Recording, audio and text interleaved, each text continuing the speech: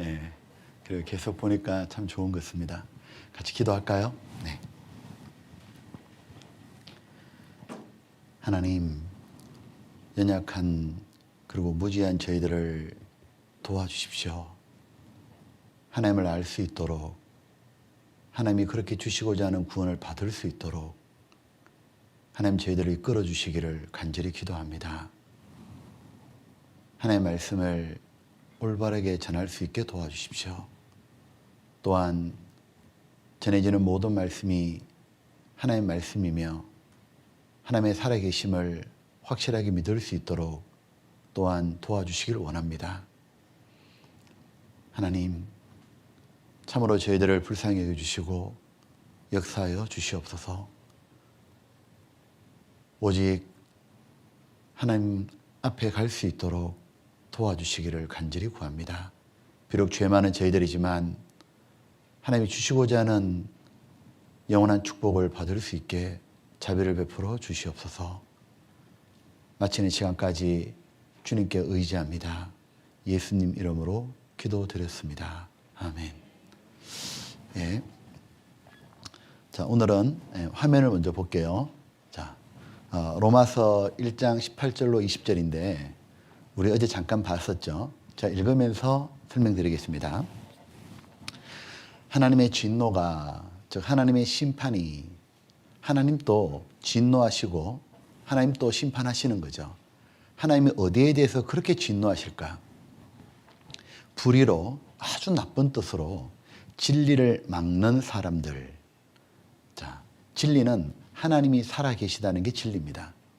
하나님은 천지를 창조하고 만물을 다스리고 지금도 살아 역사하시는데 그 하나님이 없다, 이렇게 말하는, 대항하는 사람들의 모든 경건치 않음과 하나님을 무시함과 불의에 대하여, 온갖 죄에 대하여 하늘로 쫓아 나타나나니, 하나님은 당장 심판하지 않지만 하나님이 그 사람을 죽음으로 부르실 때는 반드시 심판이 있다는 말씀인 거예요. 한 번 죽는 것은 사람에게 정하신 것이요 그 외에는 심판이 있으리니. 왜 이렇게 하시느냐? 이유가 있다는 거예요. 이는 왜냐하면 하나님을 알만한 것이 저희 속에 보임이라. 하나님께서 이를 저희에게 보이셨느니라, 나타내셨느니라. 법을 선포하는데 법을 알려주지 않고 법을 지키지 않은 것에 대해서 처벌한다는 문제가 있죠. 미리 공포하고 얘기하잖아요. 하나님도 하나님 믿을 만한 증거를 주셨기 때문에 하나님을 부인하는 것을 하나님이 심판하신다는 거예요. 그 증거가 뭐냐면 첫 번째는 마음속에 있는 거였죠. 그리고 두 번째는 창세로부터 그의 보이지 않는 것들, 하나님의 보이지 않는 곧 영원하신 능력과 신성이 바로 하나님의 능력과 솜씨입니다. 그 만드신 만물에 분명히 보여 알게 되나니 그러므로 저희가 핑계치 못할지니라. 즉 하나님은 믿을 수 있는 증거를 충분히 주시고 우리에게 믿으라 하신다는 거죠. 그 증거가 하나는 마음속에 있고 하나는 눈으로 볼 수 있는 만물이라는 거예요. 이 영화 본 적 있어요? 이 영화 유명한 영화죠. 국제시장. 제가 이 국제시장을 보면서 두 군데 장면에서 제가 울었습니다. 되게 감동적이더라고요. 저 영화는 우리가 잘 아는 대로 6.25 전쟁을 배경으로 하고 있죠. 그 이제 전쟁이 나니까 피난을 가잖아요. 그 북쪽에 있는 분들이 피난을 가는데 피난통이 얼마나 복잡해요. 그 온 가족이 피난 가다가 그만 막내 동생을 피난 때 잃어버려요. 그리고 나머지 모든 가족들은 부산으로 왔죠. 그리고 이제 수십 년이 지나갔죠. 이 이상 가족 찾기 한때 우리나라에 크게 한번 했잖아요. TV에서 보여주고 이렇게 막 피켓 들고 나오고 방송국에서 만나고 울고. 그러니까 이 가족도 당연히 자기 동생을 찾아보려고 전국 방방곡곡을 수소문해도 안 되는 거예요. 아무리 찾아도 못 찾다가 어느 날 방송사에서 연락이 왔죠. 그 동생인 듯한 사람이 미국에 있다고. 미국에. 그래가지고 그 미국에 있는 동생하고 이 한국 부산에 있는 가족들하고 영상 통화로 연결시키는 거예요. 일단은 가족이 맞는지 아닌지를 확인해 봐야 되죠. 그러니까 중간에 사회자가 이렇게 물어요. 저기 혹시 서로 뭐 기억나는 거 있으면 좀 한번 얘기해 보시라고. 그러자 이 부산에 있는 오빠가 뭐라 하냐면 내 동생은요 이름이 막순이요. 막순이는 이 왼쪽 귀 뒤에 사마귀가 있다고. 근데 그 미국에 있는 그 여자분이 요렇게 돌리니까 귀에 사마귀가 정말 있는 거예요. 야, 그 동생 맞잖아요. 근데 한 가지 가지고는 좀 부족하죠. 그러니까 또 다른 뭐 좀 기억나는 증거 없냐 그러니까 동생이 갑자기 막 말을 하는데 영어로 해요. 동생은 너무 어릴 때 입양됐기 때문에 한국말을 몰라요. 그러니까 영어로 막 하다가 갑자기 이 동생이 한국말을 하는 거예요. 떠듬떠듬거리면서 하는데 그 한국말을 듣다가 오빠가 막 울기 시작하는 거예요. 그 말이 무엇이었냐면 오빠와 동생이 마지막 헤어질 때 오빠가 했던 말이에요. 오빠가 동생을 업었었거든요. 애가 어리니까. 그때 이 동생의 오빠가 뭐라 말했냐면 막순아 꽉 잡아라. 꽉 잡아라. 여기 놀러 나온 거 아니다. 여기 운동장 아니다. 꽉 잡아라. 꽉 잡아라. 그걸 막순하고 계속 얘기했던 거예요. 근데 그걸 여동생이 기억한 거예요. 야, 그건 둘만이 아는 그잖아요. 오빠가 울고 그 동생하고 이렇게 만나는 그런 아주 장면이 있어요. 자, 큰맘 먹고 보여줄게요. 자, 한번 보셔요. 맞다. 우리 막스 있는 귀 왼쪽 귀 뒤에 사마귀가 있습니다. My sister Maxine has a mole on her behind her head ear.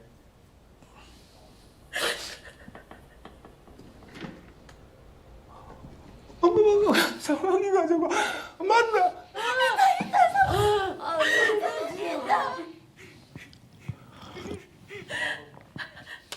I remember.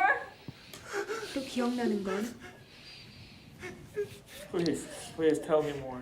I remember right before we were separated. 헤어지기 바로 전에 My brother told 오빠가 me 한 말이 있습니다.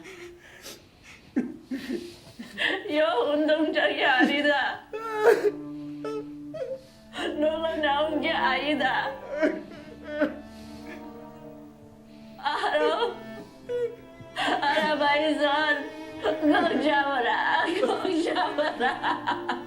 저로 내 동생 막순아.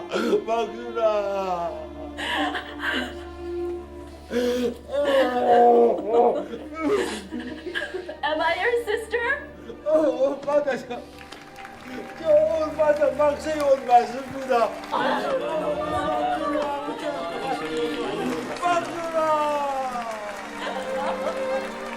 I miss you so much. 이거 보면 사람은 자기의 가족, 그 피부치를 그렇게 찾으려고 그러고 만나면 저렇게 좋아하고 가슴 뭉클하지 않습니까? 이거 아셔요? 하나님도 하나님의 가족, 하나님의 피부치를 찾는다는 거예요. 하나님의 피부치가 누구요? 그게 바로 여러분들입니다.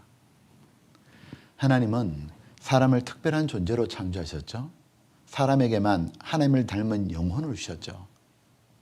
하나님은 사람을 너무 사랑하시고 사람을 찾으시는 거예요. 사람은 에덴 동산에 아담 하와가 범죄하고 난 다음부터 모두 하나님을 등지고 떠나버린 거예요. 그래서 사람들은 하나님 없는 인생을 설계하는 거예요. 심지어 하나님 존재마저 부인하는 거예요. 그리고 자기 생각대로 자기 마음대로 인생을 사는 겁니다. 그리고 그 결국은 파멸이요. 하나님은 그런 우리들을 구원해서 영원한 천국을 주시려고 찾아오신 거예요. 그리고 하나님은 먼저 우리들에게 하나님이 계신다는 증거들을 계속 대셔요. 여러 가지를 대시죠. 무조건 믿어라 하지 않으시잖아요. 그 첫 번째 증거가 바로 우리 마음속에 두신 하나님을 찾는 마음이죠. 우리는 하나님을 본 적이 한 번도 없지만 다급해지면 자기도 모르게 하나님을 찾죠. 평소에 하나님 믿지 않다가도 너무 위급한 상황이 되면 하나님 도와달라고 하나님을 간절히 찾죠. 바로 그것이 하나님을 닮은 영혼이 있기 때문이죠. 영이신 하나님을 찾는 거다 그 말이에요. 종교신 말입니다. 또 하나는 하나님이 만들어주신 만물이죠. 이 철학자 스피노자 아시죠? 이 스피노자가 자신이 이해할 수 없는 것이 도저히 이 세상에서 이해 안 되는 불가사의한 게 두 가지인데 첫 번째는 양심입니다. 참 이게 너무 신기하다는 거예요. 도덕적인 존재죠. 죄에 대해 가책을 느끼죠. 그리고 또 하나가 뭐냐면 밤하늘에 떠 있는 별들이에요. 그냥 떠 있기만 하는 것이 아니라 그것이 하나의 보면 정확한 궤도를 따라 규칙적으로 움직이는 헤아릴 수 없는 수많은 별들. 저 규칙적으로 움직이는 저 수많은 별들은 누가 만드셨을까? 너무 당연하지만 하나님이시죠. 저절로 생겨나는 건 없고 또한 저 하늘의 별들은 인간이 만들 수 있는 능력이 안 되죠. 보면 히브리서 3장 4절에 집마다 지은이가 있으니 만물을 지으시는 하나님이시니라. 보면 집이 저절로 생겨나지가 않죠. 다 누가 설계하고 만든 것처럼 사람은 그 정도까지는 하죠. 이 우주와 그리고 이 지구와 동식물과 이런 모든 만물은 바로 하나님이 만드신 작품인 거죠. 우리들은 하나님이 만든 작품을 조금만 자세히 보잖아요. 하나님의 솜씨에 감탄하게 돼 있다고요. 무엇을 만들 때는 분명한 목적이 있습니다. 그죠? 컵을 만들 때도 목적이 있죠. 물을 마시려고. 마이크도 목적이 있죠. 소리 크게 하려고. 자, 재밌는 거 하나 보여줄게요. 이게 뭐 같아요? 이게 그 유명한 헬리콥터의 알람 시계입니다. 이 헬리콥터 알람 시계는 시간이 딱 되잖아요. 따르릉 울리는 동시에 이 프로펠러가 위로 붕 떠요. 그리고 이 프로펠러가 온 방을 또 돌아다닙니다. 그러면 이 소리를 끄기 위해서 어떻게 됐냐? 일어나가지고 프로펠러 잡아와야 돼요. 잡아와서 여기에 끼워서 눌러야만 소리가 끝나요. 무엇이 느껴져요? 기어코 깨우고 말겠다는 강력한 의지와 목적이 보이죠? 진짜 잘 만들었죠. 뭔가가 그 사람의 아이디어 참 기가 막혀. 솜씨, 목적 다 보이죠. 이건 저절로 되는 게 아니죠. 사람의 솜씨가 느껴지죠. 그죠? 똑같다 그 말이에요. 인간이 만들지 않았던 이 자연 만물을 보잖아요. 이거는 분명한 목적이 있고 여기에는 하나님의 솜씨가 있는구나. 누구든지 알게 돼 있다 그 말이에요. 보셔요. 구약 성경 이사야의 45장 18절에 이 유명한 구절입니다. 여호와는 창조주 하나님은 하늘을 the heavens 이 우주를 창조하신 하나님이시며 또 하나가 한번 읽어볼까요? 땅도 조성하시고 견고케 하시되 헛되이 창조치 아니하시고 사람으로 거하게 지으신 자신이라. 여기 땅이 the earth, 지구죠. 즉 하나님은 지구를 만드신 이유가 뭐냐면 가장 기본적인 이유는 사람으로 살게 만들었다는 거예요. 근데 여기 단어를 잘 보셔요. 하나님이 지구를 뭐라 말씀했어요? 조성하시고. 자, 이 조성하시고가 히브리 언어가 야차르입니다. 영어로 formed입니다. 즉 형성하시고 고안해서 만드시고 그 말이죠. 자, 이런 뜻이죠. 하나님은 지구에 사람이 살 수 있도록 조성하셨다고 말이에요. 여러 가지 조건들을. 제가 최근에요. 제 그 집무실에 어항이 하나 생겼어요. 누가 저한테 그 구피 물고기를 주셨어요. 그 구피 물고기를 받아보고 나니까 얘를 키워야 되잖아요. 나 그게 키우는 그렇게 힘든지 몰랐네요. 딱 저절로 크는 게 아니에요, 이게. 나는 물만 있으면 되는 줄 알았는데 그게 아니라 얘를 키우기 위해서는 많은 조건들이 필요해요. 일단 물이 있어야 되죠. 근데 이 물을 깨끗하게 돌려야 돼요. 그러기 위해서는 물을 순환시켜주는 여과기가 필요해요. 그 다음에 온도를 조절해 줘야 돼요. 24도에서 28도를 유지해야 돼요. 온도계도 달아야 되고요. 물을 데펴주는 발열기도 달아야 돼요. 그리고 수초도 줘야 돼요. 산소도 공급해야 돼요. 그리고 때마다 제가 꼬박꼬박 먹이도 줘야 돼요. 보니까 이 구피 하나 살리는 것도 보여줄까요? 이게 제 방에 있는 거 지금요. 제가 오늘 찍은 거예요. 보니까 수초도 넣어줘야 되고 산소도 넣어줘야 되고 여기 온도계 달려있죠. 여기 또 열내는 것도 해야 되고 요 밑에 보여줄까요? 이런 게 모두 필요합니다.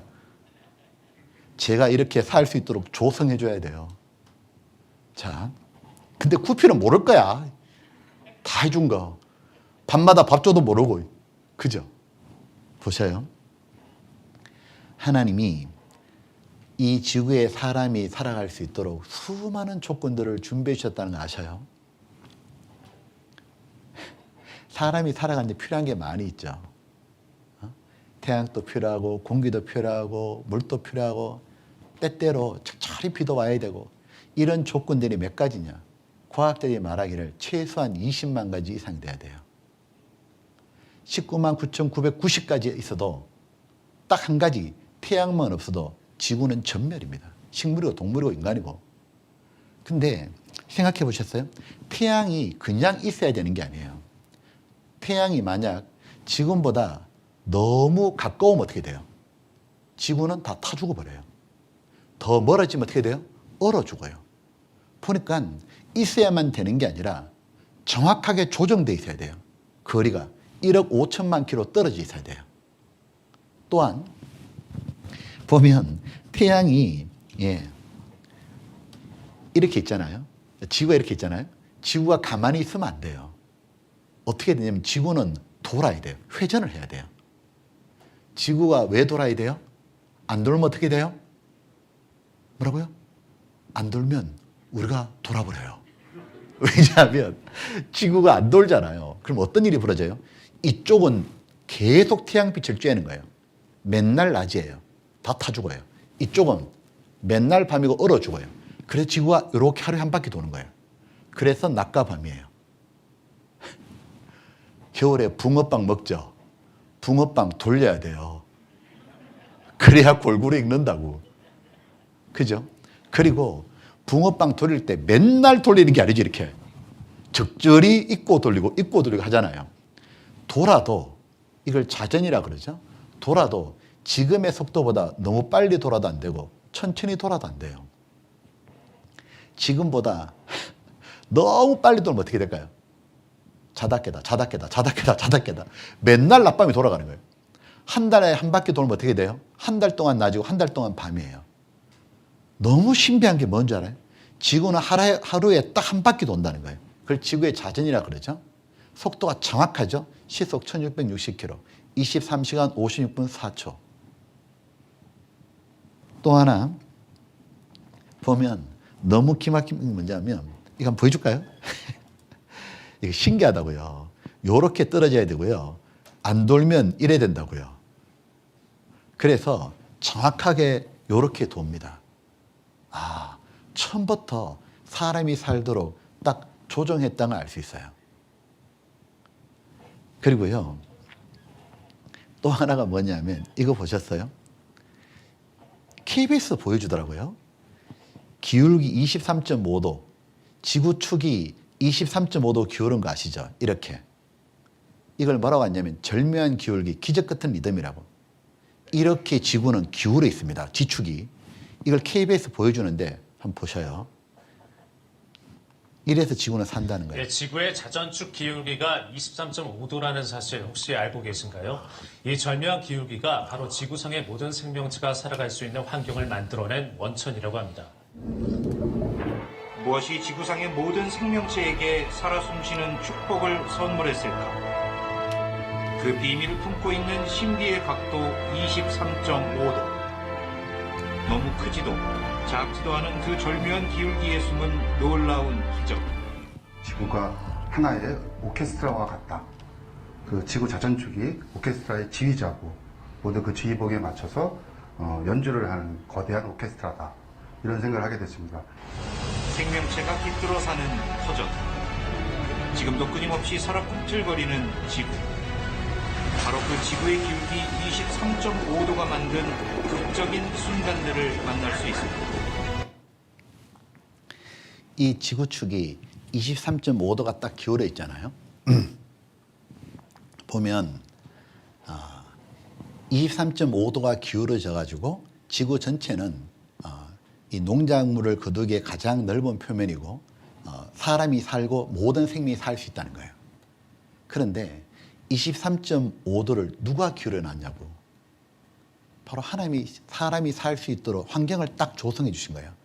천문학자들이 최근에 발표한 자료 들어보셨어요? 깜짝 놀랄 자료를 발표했죠.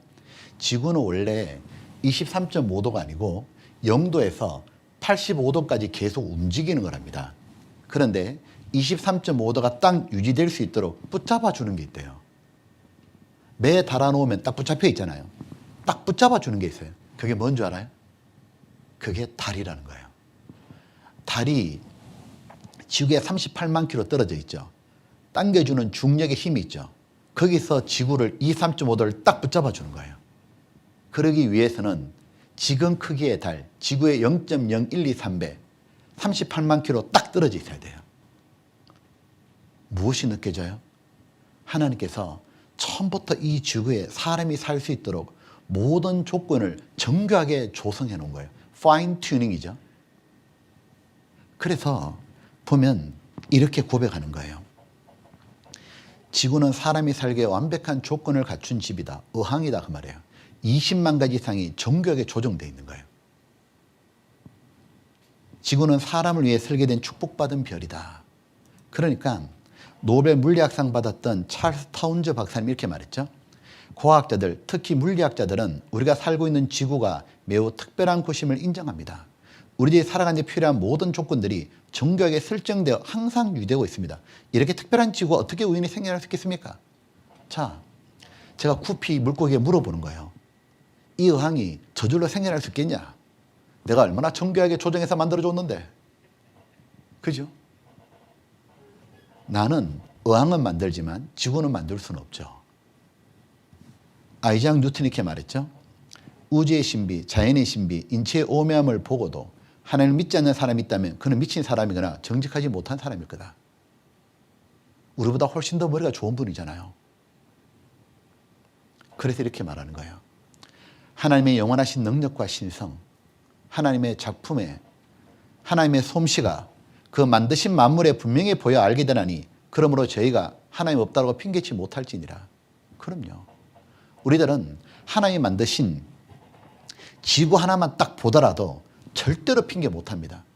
아, 정말 너무도 놀라운 하나님이 사람이 살 수 있도록 조건을 조성하셨구나. 여러 가지 환경, 20만 가지 있는 환경이 거리, 크기, 속도, 모든 조건이 살아갈 수 있도록 만드신 거구나. 그걸 만드신 하나님의 능력은 상상할 수가 없는 거예요. 모든 게 가능한 분이 하나님이시라고. 그분이 우리를 위해서 이 지구를 만들어 주신 거예요. 지구가 얼마나 단단해요. 견고히 하시되 그 말씀대로 78억의 승객을 태우고 있죠. 이 지구라는. 그리고 태양 주변을 하루에 1년에 한 바퀴 공전 돌잖아요. 속도가 얼마인 줄 알아요? 지구가 태양 주변을 도는 속도가 1년에 한 바퀴 딱 돌아오잖아요. 365일. 속도가 총알의 30배 속도요. 시속 10만 8천 킬로예요. 엄청 빠른 속도로 돌아요. 근데 불타지 않잖아요. 하나님께서 이 지구에 사람이 살 수 있도록 완벽한 조건을 딱 만들어 주신 거예요. 그렇기 때문에 누구든지 간에 교회 한 번도 안 다녔다 할지라도 하나님 계시는구나. 자기가 다급하면 하나님을 찾고 하나님 만드는 만물을 보면서 다 느낄 수 있는 거예요. 그럼에도 불구하고 사람들은 하나님을 안 믿으려고 해요. 왜 안 믿으려고 하는지 아세요? 마음에 하나님 두기를 싫어하며라고 되어 있습니다. 즉 무슨 얘기입니까? 사람이 하나님을 믿지 않는 이유는 지적인 문제가 아니라는 거예요. 도덕적이고 영적인 문제다 그 말이에요. 즉 자기 마음대로 죄짓고 살고 싶고 자기 멋대로 하나님 부인하고 자신이 마치 온 우주의 중심인 양 그렇게 살고자 하는 것 때문에 그런 거예요. 너무 이상하지 않습니까? 우리들은 이 우주가 존재하는데 단 하나의 귀한 것도 없어요. 너무 놀라운 건 우리가 살아가는데 햇빛, 공기, 물 다 필요한데 동물, 식물 다 필요한데 인간이 만든 건 아무것도 없어요. 인간은 그것이 없으면 죽어요. 그런데 그걸 모두 만들어주신 하나님을 싹 부인하고 그리고 자기가 뭐죠? 하나님인 척하는 거예요. 아무것도 한 것이 없는데 놀랍지 않습니까? 아무것도 한 것이 없으면서 마치 이 세계가 자기를 위해 당연히 존재해야 되는 것처럼 자기는 아무것도 만든 게 없는데 지금도 의지하도록 아무 노력하는 것도 없으면서도 그렇게 마음에서 하나님을 몰아내는 거예요. 하나님 위치를 지우는 겁니다. 그것이 바로 인간의 교만함이라는 거예요.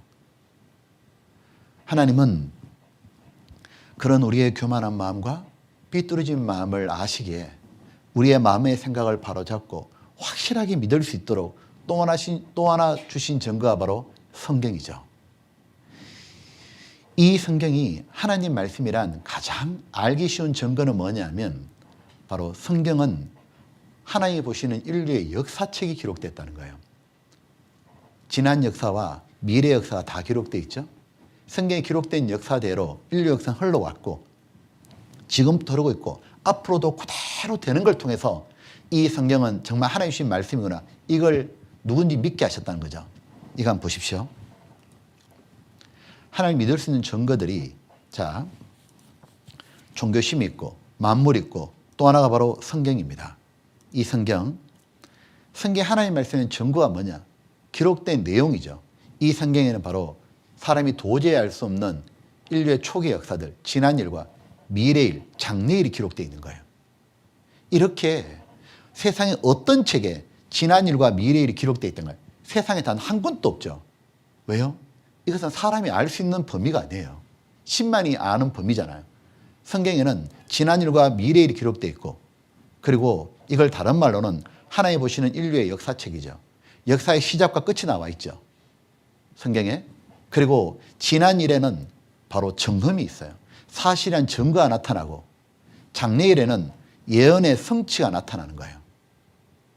그리고 하나님은 이 역사 속에서 뭘 하시느냐면 바로 복과 화를 내리시는 거예요. 왜? 하나님은 인간의 생사화복을 주관하는 분이다 그 말이에요. 아무리 신이 계신다 한들 내한테 아무것도 못하는 신이라면 믿을 이유가 뭐가 있냐고요. 두려워할 이유가 뭐가 있고. 근데 왜 우리가 하나님을 경외해야 되느냐. 하나님이 내 인생을 결정짓는 분이에요. 내 인생을 걸음더미에서 높은 위치로 지옥 갈 운명에서 천국 갈 운명으로 바꿀 수 있는 분 하나님이셔요. 인생을 완전히 역전시키는 분 하나님이시라고. 사람은 누구나 축복을 받고 싶잖아요. 그 복을 누가 주느냐 그 말이에요. 그걸 하나님이 주시는 거다 그 말이에요. 하나님은 복과 화를 주시는 분이란 걸 우리에게 전가하시기 위해서 이 성경 속에 인류 역사의 모든 걸 담은 것이 아니라 복과 저주를 내렸던 큰 사건들을 담아두셨죠. 뭘 설명하려고 그러시냐. 이 구절을 잘 기억해 두셔요. 예레미야 예가 3장 38절에 보게 되면 화, 복이 같이 읽어볼까요? 지극히 높으신 자의 입으로 나오지 아니하냐. 바로 이걸 우리에게 알려주려고 그러는 거예요. 그래서 하나님을 경외하도록. 하나님께서는 역사 속에 하신 복과 저주가 있는데 어제 배웠죠? 하나의 도시에, 하나의 나라에, 온 세상에 구원과 심판을 행하시죠. 그것이 바로 소돔, 이스라엘, 노아 홍수였습니다. 자, 우리 여기까지 어제 배웠죠. 그리고 특별히 이스라엘, 이 이스라엘은 하나님이 선택한 목적 자체가 자, 너희는 나의 정인, 나의 종으로 택함을 입었나니. 자, 이스라엘은 하나님의 정인이죠. 보면 어떤 사건에 목적자나 정인이 있으면 그 사건을 절대로 부인하지 못하죠. 이를테면 이거예요. 막순이하고 아까 그 오빠하고 둘이 간에 대화 나눴던 거, 그거는 오빠와 동생이라는 확실한 증거입니다. 그걸 누가 부인하겠냐고. 그것처럼 이스라엘을 딱 보잖아요. 아, 이스라엘은 정말 하나님의 살아계신을 증거하고 또 하나는 이스라엘은 정말 복과 저주를 하나님이 내리시는구나 확실히 알 수 있다 그 말이에요. 그런데 이스라엘은 하나님께 복받기보다는 큰 저주를 받죠. 왜? 자신이 선택한 거예요. 저주를. 지금부터 2000년 전에 하나님은 그들에게 영생의 복을 주시려고 예수 그리스도를 보내주셨는데 어처구니없는 행동을 했죠. 그들은 예수님을 버려요. 유대인들은 예수님을 버리고 저주를 선택했잖아요. 그리고 당당히 말했죠. 예수님을 죽이는 죄값에 대해서 우리와 우리 자손에게 돌릴지어다. 사람이 모르면 함부로 말하지 않습니까? 어떻게 그렇게 할 수 있을까? 어떻게 영생을 주는 주님이 오셨는데 그분을 거절하고 세상의 저주를 선택할까? 선택한 결과 나라가 망하고 2000년간 저주 받았잖아요. 근데 우리 시대도 그런 분들이 얼마나 많아요. 예수님 믿자고 구원 받으셔야 됩니다. 거듭나셔야 됩니다. 예수님이 천국을 보내주는 분입니다. 아무리 말해도 거절하죠. 그리고 스스로 저주를 선택합니다. 뭐라 말합니까? 지옥 가도 내가 한다고. 내가 지옥 가겠다고. 어떻게 그렇게 어처구니없는 말을 하죠? 이스라엘 백성들이 자신들이 예수님을 배척하고 2000년간 저주받은 것을 만약에 봤다면 2000년 전에 예수님을 향해서 그 피를 우리와 우리 자손에게 돌릴지어다. 그 뱉었던 사람들, 자기들이 뱉었던 말 때문에 기절해버릴 거예요. 우리 시대도 똑같은 일이 벌어지지 않습니까? 참, 왜 그럴까? 왜 그렇게 배척할까요? 이유는 간단하죠. 정말 죽으면 지옥에 간다는 걸 몰라요. 사람들이 진짜 문제가 뭐냐면 죽고 난 다음을 모른다는 거죠. 더 큰 문제는 뭐냐? 아예 죽음 다음에 관심도 없다는 거예요. 참 이상해요. 하나님은 계속 천국 지옥 얘기하는데 사람은 계속 귀를 기울이지 않아요. 자기하고 아무 관계없다 생각하는 거예요. 심지어 성당을 다니고 교회를 다니고 하나님을 믿는다는 사람들조차도 내세를 안 믿는 사람이 참 많아요. 정말 자신들이 내세를 믿는다면, 천국 지옥 있다고 믿는다면 내가 진짜 구원 받았을까? 내가 그냥 이렇게 그냥 교회만 다니고 성당만 다녀도 천국 갈 수 있을까? 진짜 내가 구원 받았을까? 천국 지옥이 정말 믿는다면 자기 구원 문제를 확실히 할 거 아니에요. 근데 교회를 다녀도 자기 구원 문제를 대충 넘어간다니까요. 왜? 성경이 사실인 걸 몰라요. 성경대로 모든 말씀이 정말 그대로 된다는 걸 진짜 몰라요. 그냥 막연하게 생각하는 거예요. 그거 아셔요? 성경의 모든 말씀은 다 진실이고 성경 말씀 그대로 다 된다는 것. 그래서 성경이 하나님 말씀이에요. 하나님은 이 성경이 모두 사실이고 성경 말씀 그대로 된다는 걸 확실히 믿게 하려고 이 성경 속에서 하나님은 너무도 큰 일을 기록하시고 그대로 행하시는 거예요. 사람은 큰 일이 벌어지면요, 지나가다가도 다 쳐다보죠. 저게 뭔 일이래? 하나님은 우리 모두에게 정말 믿음을 주시려고 너무도 큰 일을 성경에 기록하시고 그대로 행하신 거예요. 도저히 사람이 할 수 없는 큰 일 말이에요. 그것이 무엇이냐면 이스라엘이 2000년 만에 나라를 되찾은 거예요. 1948년 5월 14일 날 이스라엘 나라를 딱 되찾았거든요. 그리고 70년이 지났죠. 지금의 이스라엘은 초강국으로 싹 바뀌어 있는 거예요. 1948년 5월 14일 그 전에만 해도 세계 지도에 이스라엘 지도가 없어요. 21세기에 최고의 기적이 무엇입니까? 이 사회학자들이 발표를 짜겠죠. 1위가 뭐냐면 이스라엘이 나라를 되찾고 회복된 거예요. 왜냐하면 그건 전부 후만 사건이라는 거예요. 있을 수가 없다는 거예요. 왜 그러냐 그러니까 뭐 이렇게 컴퓨터가 발명되고 우주선 타고 달에 갔다 오고 이건 과학이 발달하면 되는 거죠. 스마트폰도 과학이 발달하니까 별게 다 나오잖아요. 기술이 발달하면 되는 건데 이스라엘이 회복되는 완전히 안 된다는 거예요. 인간이 도저히 할 수 없다는 거예요. 이유가 뭐냐? 지금까지 역사를 보잖아요. 한 나라가 다른 나라에서 멸망을 당하잖아요. 그리고 지배를 받잖아요. 500년 딱 지나가면 그 민족이 없어져요. 침략했던 민족이 모두 흡수돼 버려요. 동화돼 버려요. 민족이 사라져요. 근데 이스라엘 희한하죠. 나라가 망하고 2000년이 지나갔어요. 더군다나 자기 땅에 살지도 못했죠. 전 세계 뿔뿔이 흩어졌는데 어떻게 민족이 없어지지 않았냐. 이게 첫 번째 기적이고 더 놀라운 기적은 자기 땅에 딱 돌아온 거예요. 2000년 만에. 그리고 자기 땅에 돌아와서 나라를 되찾고 지금 너무 강한 나라가 되어 있는 거예요. 이걸 가지고 이해를 할 수가 없다 그 말이에요. 자, 이거 한번 보셔요. 이스라엘 AD 70년에 나라가 망하고 전 세계 흩어졌어요. 이것도 유대인밖에 없죠. 근데 1948년 5월 14일 날 이스라엘이 나라를 되찾고 돌아왔어요. 이걸 자 제가 EBS 방송 보여줄게요. 이 교수님들, 박사님들이 뭐라 말씀인지 들어보셔요. 역사학자 즈빙글리와 토인비는 전쟁과 전쟁, 그리고 거듭되는 순환의 역사, 예루살렘의 파괴, 민족의 유배와 흩어지는 과정을 통해 이스라엘의 역사는 당연히 끝이 났어야 했다고 말하고 있습니다. 1948년 5월 14일 텔아비브에서는 유대인 지도자 다비드 벤 구리온이 이스라엘의 재건국을 선포했다.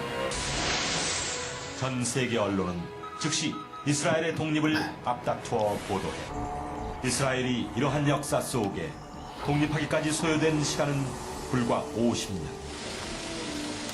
1900년간 아무 움직임이 없다가 불과 50년 동안 이루어진 우연이라 하기에는 너무나 치밀하게 연이어진 이스라엘의 독립 역사. 이것은 분명 하나님의 역사였다. 세계 역사상에 한 나라가 망해서 없어졌다가 2000년 만에 조국을 광복한 예가 없습니다. 불가능한 얘기입니다. 종교인이건 비종교인이건 간에 이스라엘의 독립은 기적이다 얘기를 합니다. 자, 지금 이 방송에서 교수님들이 이스라엘의 독립은 기적이다. 불가능합니다. 사람이 못한다 이 말이죠. 그러면 여쭤보고 싶어요. 이스라엘이 나라를 되찾은 건 누가 해주신 거예요? 예? 하나님이요. 예. 감사합니다. 그런데 하나님이 해주셨다는 증거 있어요? 우리가 무엇을 믿는다라고 말할 때는 믿을 만한 이유와 근거가 있어야 되죠. 분위기 따라서 믿는 게 아니에요. 믿음은 뭐냐면 목에 칼이더라도 변하지 않는 거예요. 그렇잖아요. 그 때문에 확실한 근거가 필요한 거예요. 하나님이 하셨다는 증거 있습니까? 물론입니다. 그 증거 때문에 우리 시대 사람들은 하나님을 다 믿을 수 있게 된 거예요. 그 증거가 뭐냐? 바로 여러분이 가지고 있는 성경책이에요. 하나님은 이스라엘을 하나님의 정인으로 뽑았죠. 자, 정인이 죽어버리면 재판할 때 이길 수가 없어요. 하나님과 이스라엘 사이에 순종과 불순종에 따른 언약을 맺었죠. 이스라엘 예수님을 배척해서 벌을 받았어요. 그러나 하나님이 뭐라고 말씀하시냐면 이스라엘이 벌은 받지만 나라가 완전히 없어지진 않고 때가 되면 반드시 나라를 되찾고 강한 나라가 된다라고 성경 전체에 걸쳐서 약속을 하신 거예요. 이 성경 전체가 무엇을 말하는 줄 알아요? 이스라엘은 문자 그대로 회복된다고 말씀하시는 거예요. 문자 그대로. 이 성경에 구약 성경, 신약 성경 전체에 걸쳐서 이스라엘은 계속 회복된다고 말씀하신 거예요. 자, 한번 보셔요. 하나님께서 이렇게 말씀하셨어요. 이스라엘이 1948년 5월 14일 회복됐잖아요. 근데 회복되기 전에 수천 년 전부터 하나님의 약속, 예언이 있었어요. BC 1500년이니까 지금으로 치자면 3500년이죠. 3500년 전에 기록된 모세오경, 레위기, 민수기, 신명기 이런 성경에 뭐라고 되어 있냐면 이스라엘은 반드시 때가 되면 나라를 되찾고 강한 나라가 된다고. 3000년에 기록된 시편에도 반드시 돌아온다고. 2700년 전에 이사야, 호세아, 미가 이런 선지자들도 반드시 이스라엘이 돌아온다고. 2600년에 에레미야, 에스겔도 반드시 돌아온다고. 신약 성경도 반드시 돌아온다고. 성경 전체가 말하는 게 뭐냐면 이스라엘이 문자 그대로 나라를 되찾고 회복된다고 말씀하시는 거예요. 그런데 사람들은 이스라엘이 회복이 될 것 같지가 않는 거예요. 왜요? 1948년 회복됐지만 그 직전까지 독일의 히틀러에서 멸절당할 뻔했던 민족이잖아요. 1939년부터 45년까지 600만 명이 죽었잖아요. 어떤 이는 그렇게 말했습니다. 에이, 성경 거짓말이야. 이스라엘 어떻게 회복돼? 어떻게 강한 나라가 돼? 끝나는구만. 근데 하나님이 정하신 때가 딱 되자 진짜 나라를 되찾고 우리 시대 강한 나라가 되어버린 거예요. 성경 그대로 된 거예요. 그래서 성경을 누구나 믿을 수 있다 그 말이에요. 하나님의 말씀이라고. 자, 오늘 보셔요. 이 많은 성경들이 있는데 그 중에서 오늘은 특별히 에스겔서를 보려고 합니다. 자, 이 에스겔서는 여러분이 직접 찾아보면 좋겠습니다. 에스겔 1장입니다. 1장. 자, 오늘 왜 직접 찾느냐? 제가 앞에도 보여드리겠습니다. 찾는 이유가 뭐냐면 이제 믿는지 안 믿는지 결정을 해야 돼요. 에스겔 1장 펼쳐놓고 자, 보십시오. 제가 읽을게요. 1장 1절입니다. 제30년 4월 5일에 내가 그발 강가 사로잡힌 자 중에 있더니 하늘이 열리며 하나님의 이상을 내게 보이시니 여호와킨 왕의 사로잡힌 지 5년 그달 5일이라. 갈대아 땅 그발 강가에서 여호와의 말씀이 부시 아들 제사장 나 에스겔에게 특별히 임하고 여호와의 권능이 내 위에 있으며. 자, 이거 한번 보셔요. 에스겔은 먼저 자신이 언제 이 성경을 기록했는지, 어디서 기록했는지 자신이 누군지부터 밝히고 있습니다. 이렇게 기록되어 있죠. 자, 앞에 보게 되면 여호와킨 왕의 사로잡힌 지 5년 그달 5일이라. 요 여호와킨 왕이 이스라엘 역사를 보게 되면 19대 왕이에요. 이 왕은 100일밖에 통치를 못해요. 이유는 그 당시에 최강의 나라 바벨론이 이스라엘 쳐들어온 거예요. 이스라엘이 멸망했고 그래서 이 왕이 포로로 끌려가요. 사로잡힌 지 5년. 포로로 바벨론 땅에 끌려간 지 5년 지났을 때다 그 말이에요. 이때가 BC 593년입니다. 역사적으로. 즉 지금부터 2600년 전의 기록이다 그 말이에요. 그리고 포로로 왕이 끌려갈 때 에스겔도 함께 끌려갔던 거예요. 그리고 갈대아 땅, 바벨론 땅, 오늘날 이라크 땅이에요.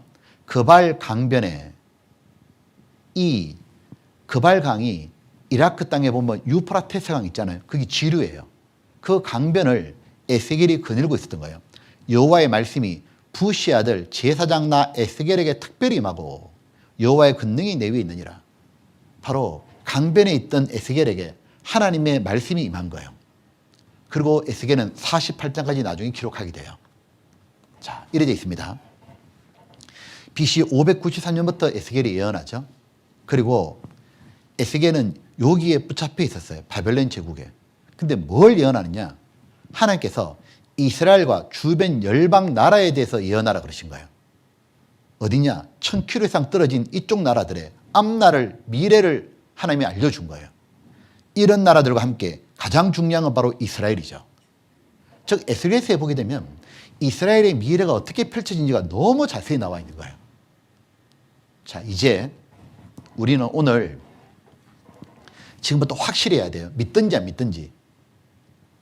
무엇이냐면 직접 눈으로 확인하고요. 이 에스겔 성경이 2600년에 기록된 성경인데 이 성경 그대로 정말 말씀이 이루어지는지 아니면 지어낸 얘기인지 확실히 해야 돼요. 자, 확인할게요. 에스겔 36장입니다. 36장. 자, 1절입니다. 1절. 1절에 이렇게 돼 있죠. 자, 찾으셨죠? 자, 집에서 보는 분들을 위해서 제가 화면에 띄워놨습니다. 자, 1절 제가 읽어볼게요. 인자야, 너는 이스라엘 산들에게 예언하여 이르기를 이스라엘 산들아 여호와의 말씀을 들어라. 자, 앞에 한번 보시죠.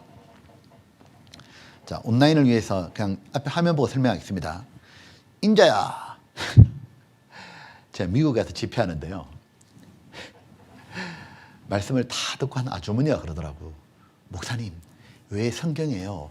영자야, 숙자야는 없고 인자야만 있어요.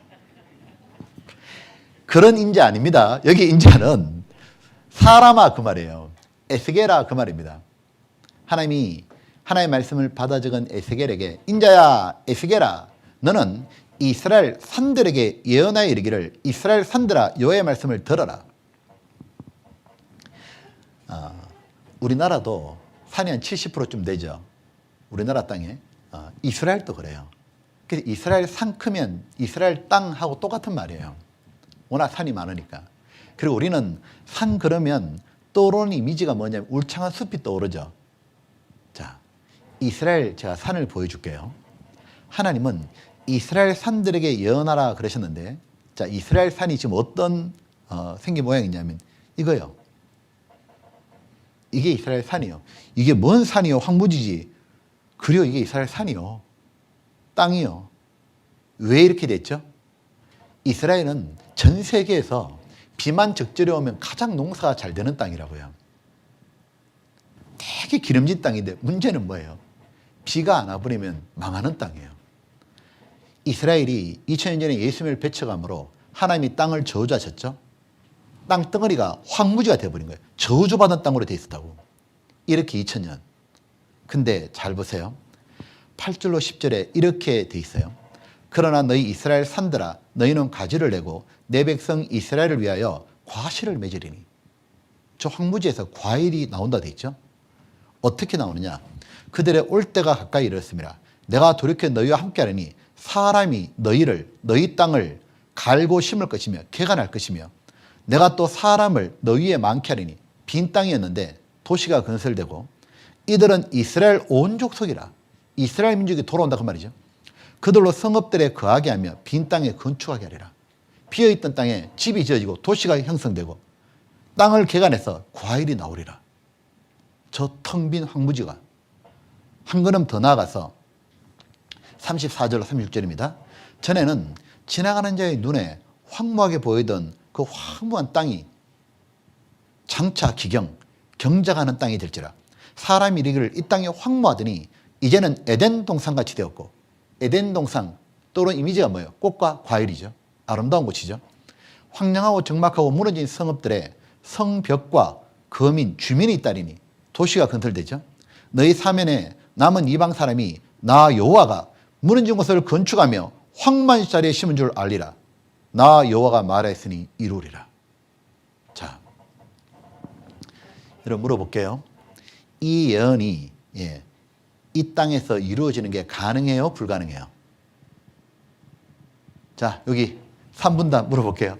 이게 인간적으로 가능해요? 불가능해요? 불가능합니다. 혹시 있잖아요. 2000년 동안 내버려둬서 황무지가 되리라. 그럼 어쩌면 잘하면 될지도 몰라요. 그죠? 근데 성경은 문자 그대로 다 이루어져야 돼요. 어떤 분이 이렇게 말하고 있잖아요. 에이, 그 뭐 성경은 해석하기 나름이죠. 귀에 걸면 귀걸이, 코에 걸면 코걸이. 모르니까 그렇게 하시는 말씀이에요. 성경은 그런 책이 아니에요. 하나님의 말씀이기 때문에 말씀 그대로, 문자 그대로 다 이루어지는 거예요. 이 성경이 이루어지기 위해서는 어떻게 됩니까? 이스라엘 민족이 자기 나라 되찾고 돌아오기 전까지는 황무지로 있어야 돼요. 빈 땅이라 해야 돼요. 근데 이스라엘 민족이 돌아와서 뭐 해야 돼요? 그들이 땅을 개간하고 거기에 과일을 심고 에덴 동산처럼 바뀌어야 되고 그리고 도시를 건설해야 돼요.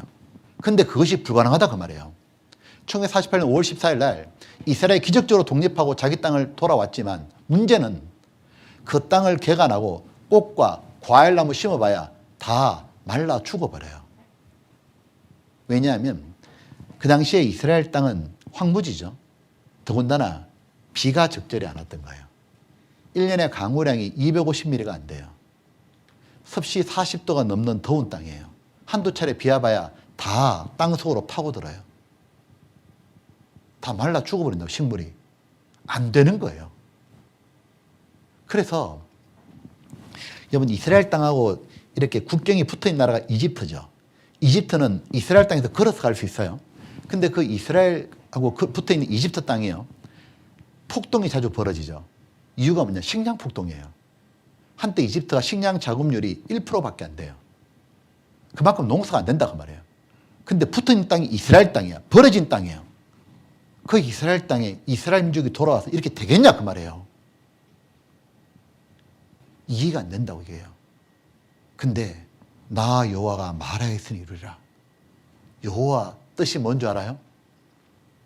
여호와 꼭 기억해 두셔요. 여호와는 하나님의 이름인데 사람은 이름에는 뜻을 넣잖아요. 자기 이름도 뜻이 있죠. 여호와는 뭐냐면 세상을 창조한 분이란 뜻이에요. 그러면 이 세상을 창조하신 분은 우주, 하늘 이 모든 걸 만든 분은 못할 게 없죠. 다른 말로 하면 전능자다 그 말이에요. 모든 게 가능하신 분이에요. 그분이 우리 곁에 계시는 거예요. 그리고 여호와 뜻은 뭐냐면 바로 신실하다. 약속을 반드시 지키는 분이다 그 말이에요. 언약을 반드시 말씀하시면 지키는 분이다 그 말이에요. 그래서 우리가 얼마든지 믿을 수 있는 거예요. 하나님은 자기 이름 걸고 딱 말했죠. 나 여호와가 말했으니 이루리라. 이 성경이 하나님 말씀이라면 하나님이 살아계시다면 이대로 돼야 돼요. 뭐 사람들이 불가능하든 말든 관계없어요. 이대로 돼야 되죠. 자, 한번 보시죠. 이 땅이 잘 봐요. 이스라엘 민족에 돌아왔을 때 돌짝밭이에요. 천막이죠. 황무지요. 여러분 잘 아는 톰 소녀의 모험 마크 트웨인이 적었죠. 마크 트웨인은 여행을 자주 했죠. 세계 일주를 자주 하고 그가 1856년에 이스라엘 땅을 갔다가 갈릴리 호수에서 예루살렘 이스라엘 수도까지요.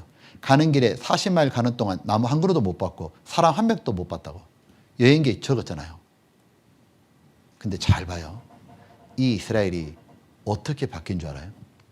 이렇게 바뀌었어요. 이렇게 바뀌었어요. 이렇게 바뀌었어요. 경작하는 땅으로. 꽃이 나와요. 온갖 과일이 나와요. 저 황무지에서. 온갖 채소가 나와요. 그러니까 신문에서 조선일보 이렇게 말했죠.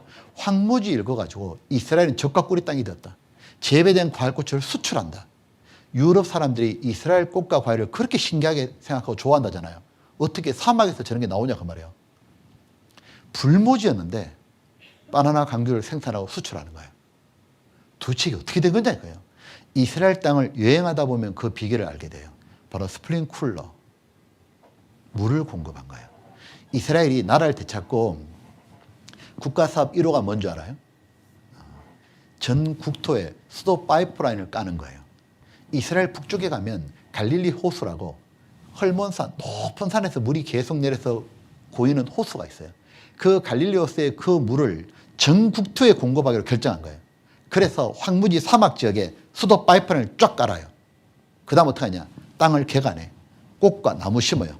거기에 물을 뿌려요. 그렇게 해서 바뀐 거예요. 자, 보셔요.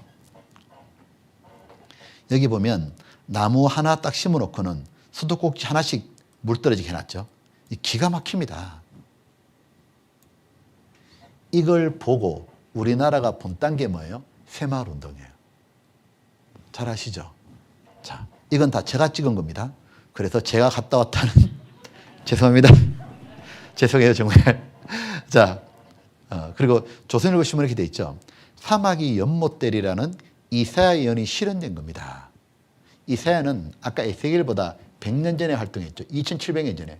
이사야에 어떤 예언이 나오느냐 하면 이스라엘 민족이 돌아와가지고 이스라엘 땅 덩어리가 바뀌는데 특별히 사막에서 연못과 샘이 나와서 온갖 나무가 나온다고 되어 있는 거예요. 요대로 된 거다 그 말이야. 이걸 누가 적었냐? 잘 봐요.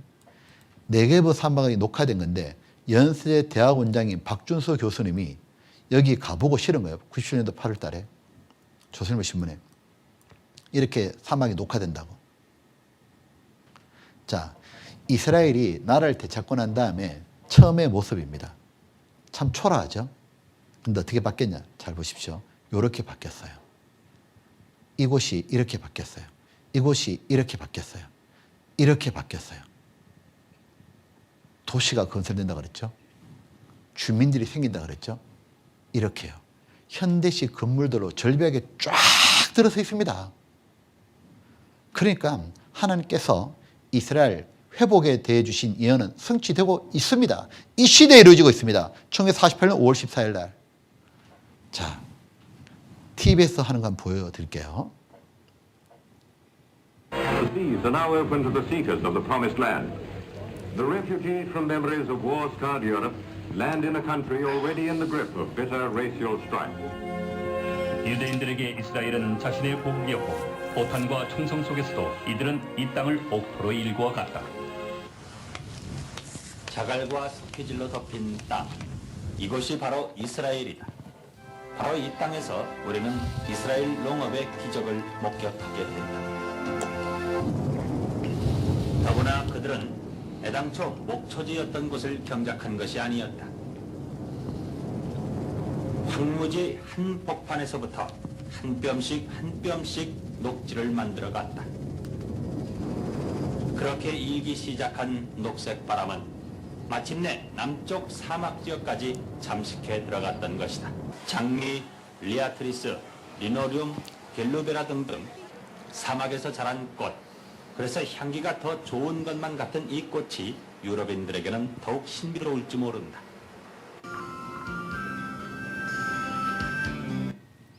다음 봐도 돼요. 여러분 보셔요. 이 말씀이 2600년 전에 하신 말씀이죠. 이루어진 우리 시대의 눈앞에 그대로 이루어지고 있어요. 근데 제가 성경을 처음 배울 때 가장 놀랐던 성경은 에스겔 37장이었습니다. 한번 보시죠. 37장 1절입니다. 여호와께서 권능으로 내게 임하시고 그 신으로 나를 데리고 가서 골짜기 가운데 두셨는데 거기 뼈가 가득하더라. 나를 그 뼈 사방으로 지나게 하시기로 본즉 그 골짜기 지면에 뼈가 심이 많고 아주 말랐더라. 그가 내게 이르시되 인자야 이 뼈들이 능히 살겠느냐 하시기로 내가 대답하되 주 여호와여 주께서 아시나이다. 자, 앞에 한번 보시죠. 하나님께서 이번에는 에스겔에게 골짜기의 환상을 보여주신 거예요. 자, 제가 정리할게요. 쭉 이렇게 보여주시고는 이렇게 보여주신 거죠. 이런 골짜기에 뼈가 심이 많은데 아주 말랐더라. 아주. 그러니까 사람이 엄청 죽었는데 죽은 지 오래됐다고 말이죠. 이 뼈 무더기를 이렇게 보여주셔요. 그러니 하나님이 에스겔에게 희한한 질문하신 거예요. 이렇게 질문하셨죠. 이 죽은 자들이 다시 살아나는 게 가능하겠냐? 이 뼈들이 능히 살겠느냐? 자, 여러분들에게 하나님이 물었다고 해봐요.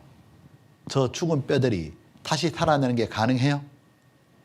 네? 감이 잘 안 와요?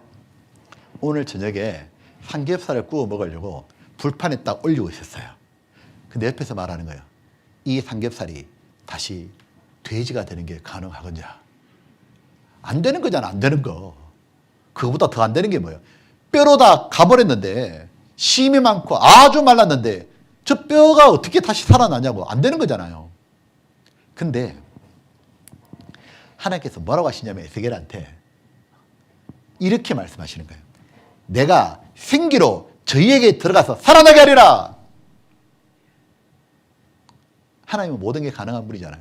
그러더니 에스겔아, 너는 지금부터 내가 하는 말을 저 뼈들을 향해서 그대로 전달하라. 그걸 대언하라 그러는 거예요.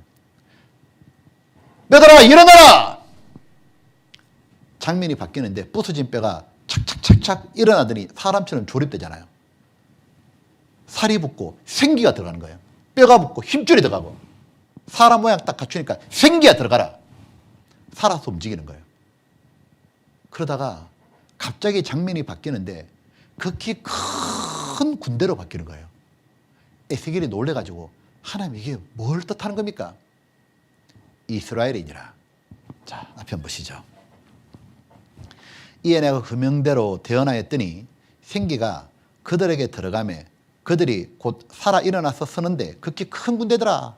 또 내게 이르시되 인자야 이 뼈들은 이스라엘 온 족속이라. 그들이 이르기를 우리의 뼈들이 말랐고 우리의 소망이 없어졌으니 우리는 다 멸절되었다느니라. 이스라엘은 정말 이 말이 맞았죠. 2000년 전에 예수님을 배척함으로 나라는 망했고 2000년간 저주받았으니까 다 멸절되었다. 근데 보세요. 그러므로 너는 대언하여 그들 이스라엘에게 이르기를 주 여호와의 말씀에 내 백성들아 이스라엘아 내가 너희 무덤을 열고 너희로 거기서 나오게 하고 이스라엘 땅으로 들어가게 하리라. 너희가 나를 여호와인 줄 알리라. 그때는 너희가 나를 여호와인 줄 알리라 그 말이에요. 즉 무슨 얘기예요? 에스겔 36장에서 이스라엘 민족이 자기 땅에 돌아와서 땅을 회복했죠. 37장에는 이스라엘 민족이 돌아오고 나면 강한 나라가 된다 그 말이에요. 그때는 너희가 나를 여호와인 줄 알리라. 자 보시죠. 이스라엘이 강한 나라가 되는 것은 저 죽은 뼈가 다시 살아나는 것처럼 불가능한 일이었죠. 제가 이스라엘이 강한 나라가 된다? 이거 도저히 믿을 수가 없는 거예요. 자, 왜냐하면 이스라엘은 1948년 독립하기 직전까지 독일의 히틀러에서 밟혔던 민족이죠. 다 죽어버리고 300만 밖에 안 남았어요. 그것도 전 세계 뿔뿔이 흩어졌어요. 그 민족이 무슨 강한 나라가 되냐고. 응? 자, 여러분 지금 세계에서 여러분 군사 강국들, 강한 나라들 한번 말씀해 보세요. 어떤 나라가 있어요? 미국, 그죠? 또요? 러시아, 또요? 중국, 또요?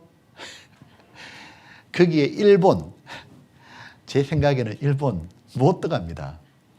이유가 뭔지 알아요? 우리 시대 군사 강국이 강한 나라가 되기 위한 조건이 몇 가지가 필요해요. 첫 번째, 핵폭탄을 보여야 돼요. 핵을 가져야 못 건드린다니까요. 근데 핵무기 보유한 나라가 10개쯤 된다 그러죠. 그 중에 어디가 있냐? 이스라엘이 들어있는 거예요. 이스라엘은 우리가 2002년도 월드컵 할 때 그때 이미 핵무기가 400개 있다 그러잖아요. 수소폭탄도 가지고 있고. 어떻게 그럴 수 있어요? 예. 핵을 개발했던, 핵폭탄을 개발했던 아인슈타인이 유태인입니다. 그리고 이스라엘은 두 번째 군사 조건을 또 갖추고 있죠. 요즘에 군사력은 병력으로 따지는 게 아니죠. 최첨단 무기를 가져야 돼요. 그러니까 나라마다 스텔스 비행기, 핵잠수함, 레이저 방공막 이런 거 하잖아요. 근데 이스라엘은 군사 기술 바탕으로 경제를 일으킨 나라예요. 그러니까 핵심 군사 기술의 원천 기술은 유대인이 가지고 있다고 그러잖아요. IT, 최첨단 분야죠. 나노, 생명공학, 세계 최강의 유대인이죠. 유대인은 너무 작은데 진짜 희한해요. 땅덩어리는 강원도밖에 안 돼요. 세계 0.2%밖에 안 되는데 야 어떻게 강한 나라가 될까? 세 번째가 뭐냐면 군사 강국이 되기 위해서는 이게 있어야 돼요. 각 나라마다 적의 동태를 살피기 위해서 첩보기관을 풀죠. 그래서 나라의 어떤 정보도 막 가져오고 하잖아요. 세계 최고의 첩보기관은 어딜까? 누가 그러더라고. CIA라고. 왜? 영화를 하도 많이 봐가지고. 미국의 CIA인 줄 알았는데 아닙니다. 그 2등입니다. 2등. 1등이 어딘 줄 알아요? 그 조그만 나라 이스라엘의 모사드라는 거예요. 얼마나 뛰어나죠? 미국 대통령의 백악관 집무실에서 이메일도 빼냅니다. 어제 신문 본 적 있어요 혹시? 이스라엘이 모사드가 얼마나 뛰어났냐면 지금 중동은 이란과 이스라엘 앙숙이거든요. 그러니까 이란이 꿈이 뭐냐면 핵무기를 개발하는 거예요. 왜? 핵무기 만들어서 이스라엘 정리하고 싶은 거예요. 핵으로 날려버리고 싶은 거예요. 미국은 이란에 핵 개발 못하게 하잖아요. 근데 그 핵무기를 개발하려고 했던 과학자들을, 이란 핵과학자들을 모사드가 모두 암살해 죽여버렸잖아요. 그게 어제 신문에 나왔는데? 그러니까 이란 또 열받잖아요. 자기들만 죽냐? 좋다. 이스라엘의 주요 요인을 암살하려고 풀었어. 자기들 첩보기관 모이스라고. 모이스 풀었는데 모이스 돼버렸어. 아무것도 없다고 말이에요. 성공을 못 하잖아요. 그치? 못 믿겠다는 표정이에요. 이 보셔요. 보여줄게요. 여기 보면 동아일보 신문이죠. 이스라엘 핵무기 400개 보유하고 있다 돼 있죠. 그러면 군사기술 바탕 첨단산은 우뚝 섰고 IT 나노 생명학 세계 최강 이스라엘 모사드가 세계 제일이라고. CIA 2등이요. 2등. 이스라엘 정보국의 클린턴 미국 대통령 이메일을 도청해내죠. 모사드가 미국 통신업체 통해서 백악관 컴퓨터에 집어넣어버린 겁니다. 요게 2020년 11월 30일 신문이요. 이스라엘의 핵과학자 제거작전 미션 임파서블 저리 가라다. 싹 정리해버린 거예요. 차례대로 폭탄 태우라고 다 죽였잖아요. 오토바이 가가지고 폭탄 붙이고 가가지고 눌러버리고. 이스라엘 대 이란 요인 암살 그림자 전쟁. 이란은 족족 실패고 모사드는 다 성공이고. 보면 그리고 실제로 이스라엘 전쟁을 했잖아요. 아랍국들 왜 이스라엘 두려워하나? 아랍이라는 나라가 어디예요? 이스라엘 중심으로 뺑 둘러있는 알라신을 믿는 회교국가가 아랍국가예요. 기본 14개 나라죠. 사우디, 이란, 이라크, 이집트, 시리아, 레바논 쫙 있잖아요. 근데 이 아랍 나라가 이스라엘 왜 두려워하나? 5차례 중동 전쟁 한 번도 이스라엘이 패한 적이 없어요. 막강한 군사력을 보유하고 있죠. 자, 이게 뭔지 알아요? 어떤 만화인 줄 알아요? 해병대에서 보여주는 만화예요. 해병대 나온 분 있어요, 혹시? 이런 만화 본 적 없어요? 해병대 홈페이지가 딱 들어있어요. 뭐냐면, 제가 설명을 미리 해줄게요. 이스라엘이 1948년 5월 14일에 독립을 했잖아요. 했는데, 다음날 바로 전쟁 터졌어요. 왜 전쟁 터졌냐? 이스라엘이 이래 된 거예요. 봐요. 유대인들이 팔레스타인 마구 모여들어 원래 아랍인과 민족 분쟁이 격화됐다. 너희들이 뭔데 여기로 오느냐? 이스라엘 땅에 오랫동안 살고 있던 아랍 사람들이에요. 이스라엘이 뭐라 말해요? 원래 여기는 2000년 전에 우리 땅이야. 2000년 만에 돌아오고 난 다음에는 이거 원래 우리 거야.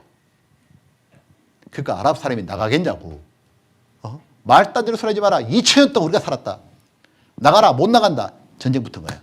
딱 근데 문제는 뭐냐면 이스라엘은 혼자잖아요. 아랍 나라들은 모두 다 형제 국가로 생각하는 거예요. 그래서 주변 나라 같이 도와주는 거예요. 그래서 어떻게 되냐? 해외 그 외신들이 2000년 만에 나라를 되찾은 기적 같은 나라 이스라엘. 이제 하루 만에 멸망하게 생겼다고 이제. 이스라엘이 뭐 능력이 뭐가 있겠냐고. 멸망할 줄 알았는데 그 1차 중동 전쟁 때 결과가 어떻게 되냐. 그래 돼 있죠. 이게 너무 재밌습니다. 그러자 아랍연합군들은 이틀 뒤인 오늘 이스라엘 침공했다. 그게 바로 1차 중동 전쟁입니다. 건방진 이스라엘을 몰아내자. 어떻게 되냐. 초기에 아랍 쪽 이웃에서나 점차 이스라엘에게 유리해졌으며 아랍 측은 패퇴를 거듭했고 49년 유엔의 조정으로 휴전하게 된다. 1억 4천만 명의 아랍연합군이 65만 명의 이스라엘 맥을 못 쳐대니 존심상해 이렇게. 이게 해병대에서 보여주는 거더라고. 그리고 2차, 3차, 4차, 5차 있죠. 못 이겼습니다. 그 유명한 것이 바로 3차 전쟁, 6.1 전쟁, 6day war.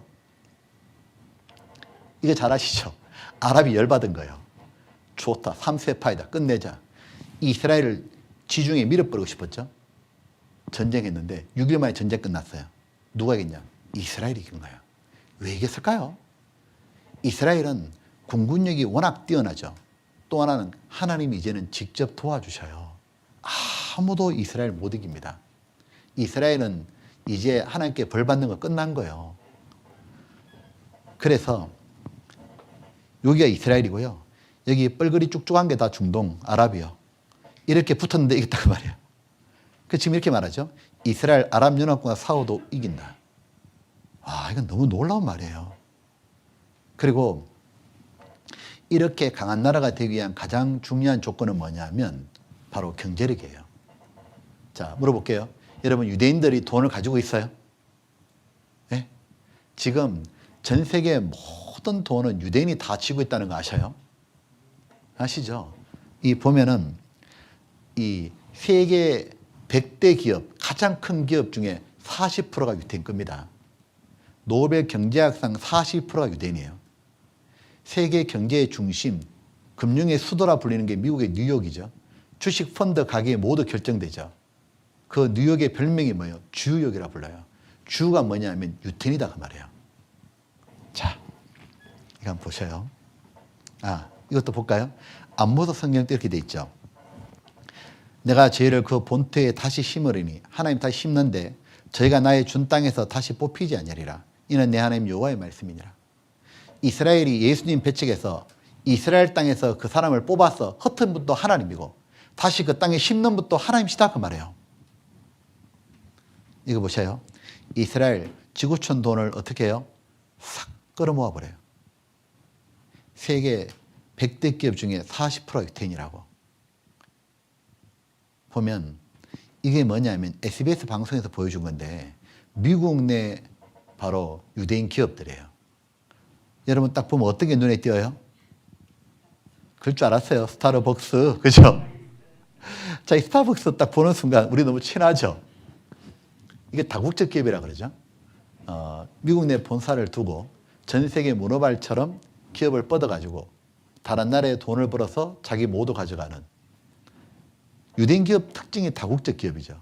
근데 또 하나 가만히 보세요. 인텔, 마이크로소프트, AT&T 이거 보면 델 컴퓨터, IBM 다 IT 쪽이죠. 최첨단이죠. 세계 최고의 자동차 기업 GM, 세계 최고의 화학기업 두퐁, 데이터베이스의 최강 오라클 이게 모두 유대인 기업입니다. 근데 제 눈에 띄는 것은 왼쪽 상단부예요. 무엇이냐면 잘 보세요. CBS, MBC 언론이죠. 또 하나가 시티그룹 금융이죠. 미국 내 언론과 금융을 모두 쥐고 있다는 얘기는 뭐예요? 미국 정치인들 목줄을 다 쥐고 있다고 말해요. 정치인들은 언론의 도움을 받지 못하면 당선이 어렵습니다. 잘못한 거 하나 언론이 터뜨리잖아요. 하루아침에 싹 가버리죠. 또 하나 정치인은 반드시 돈의 후원이 필요하죠. 미국은 당연히 기부정치잖아요. 후원금이 안 들어오면 정치가 안 돼요. 그러니까 미국 내 언론과 돈을 모두 유대인이 가지고 있으니까 미국 정치인들은 모두 유대인 편을 들 수밖에 없어요. 자, 한번 보시죠. 좀 더 보여줄까요? 여러분 익숙한 것 CNN, CBS, 폭스 모두 유대인이 사줍니다. 그리고 뉴욕 타임즈도 마찬가지죠. US Today, MBC, CNBC, 월스트리트 저널 전부 다 유대인 겁니다. 그러니까 언론을 유대인이 다 쥐고 있으니까 정보 다 쥐고 한다는 거예요. 여러분 잘 아는 기업이죠. 구글, 페이북, 마이크로소프트, 유튜브 모두 유대인 겁니다. 그러니까 이렇게 신문이 나오죠. 정치 후원금이 보면 여기 전부 다 이 정치 후원금 다 유대인이 밀어주는 겁니다. 돈이. 유대인 네트워크에 강화할 힘이 있죠. 금융, IT, 영화, 언론. 영화는 굉장히 영향을 미칩니다. 사람 각인에 대한 생각에 맺히잖아요. 다 쥐고 온다는 거예요. 한겨레 신문 이걸 밝히더라고요. 돈줄진 유대인, 미국 정치 주물럭거린다. 돈만 가지고 있는 게 아니죠. 미국 언론도 장악한 거예요. 이스라엘 비판하면 반유대주의 낙인이 딱 찍히죠. 미국 의회 행정부, 국회와 행정부 유태인 손에 놀아난다. 워싱턴, 유대인이 밑보이면 못 살아납니다. 이스라엘 로비가 너무 강하다 그 말이에요. 동아일보 신문이죠. 이거 작년도 건데 유대계 큰손 미국 의회 국회를 쥐었다 폈다 하면 선거 판도까지 바꿔버린다고. 즉 유대인에게 잘못 보이면 국회의원 못 된다 그 말이에요. 국회의원만 못 됩니까? 미국 내 유대인이 얼마나 크냐. 2%밖에 안 살거든요. 근데 미국 전체를 다 흔들어요. 특별히 대선 후보에 충성서약 받는다. 이게 뭔 뜻이냐면 대선 후보는 트럼프, 바이든 대통령 후보를 말하죠. 이런 사람들이 미국 내 유대인 그 단체가 있어요. 제일 큰 게 에이펙이에요. 이 유대인 단체에 찾아가 가지고 반드시 친이스라엘 정책을 펼치겠습니다. 이스라엘은 아랍 간의 갈등이 많잖아요. 그 문제가 터지면 미국은 반드시 이스라엘 편에 들어서 이스라엘 보호하고 이스라엘 편에 서겠다고 그거 서약을 해요. 야, 엄청나지 않아요? 민주당의 오바마였죠. 이 흑인이 어떻게 당선됐을까? 한겨레 신문이 밝히죠. 오바마 뒤에 랍비가 있었다고. 랍비가 뭐예요? 이스라엘 지도자예요. 호칭이에요. 에이펙.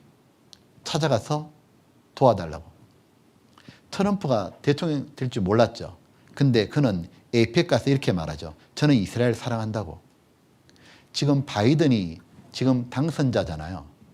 물론 더 지켜봐야겠죠. 미국은 확실히 결정은 나지 않았죠. 근데 미국은 트럼프가 된 바이든에 관계없어요. 모두 이스라엘 편이에요. 조 바이든은 이스라엘의 친구로 여겨진다. 바이든이 자녀가 3명이잖아. 근데 모두 유대인하고 결혼시켰잖아요. 아시죠? 여기 보면 아들 둘, 딸 하나인데 모두 유대인과 결혼했죠. 그리고 바이든은 지금까지 항상 이스라엘의 유대인 지원에 적극 힘을 써왔어요. 유대인 행사에 참석했죠. 자기는 유대인은 아니지만 시온주의자. 나는 시온주의자가 뭐냐면 이스라엘을 회복시키는 게 시온주의예요. 자기는 적극적으로 도왔다 그 말이에요. 그래서 이스라엘 네타냐후가 이스라엘 대통령이에요. 미국 바이든과 통화했죠. 당선 딱 되고 난 다음에 양국 관계는 특별하다고. 트럼프나 바이든 누가 되는 관계없어요. 2%밖에 유대인이 미국에 안 사는데 미국을 주었다 폈다는 겁니다. 미국은 전 세계를 주었다 폈다는 나라죠. 2000년 전에 로마 이래로 가장 강한 나라가 미국입니다. 미국은 전 세계를 잡고 있는 패권 국가입니다. 중국이 상대가 안 된다고요. 그 큰 미국이 전 세계를 움직이는데 그 미국을 쥐고 흔드는 게 유태인이니 결국 유태인이 뭐예요? 전 세계를 주었다 폈다는 말이에요. 1800만 유대인. 보면 이건 놀라운 자료예요. 유태인 파워. 다윗의 별이 세계를 지배한다. 이게 유대인 국기잖아요. 막강한 자본력으로 선진국 정치, 경제, 언론을 장악했다. 이렇게 될 거라고 누가 생각했겠어요?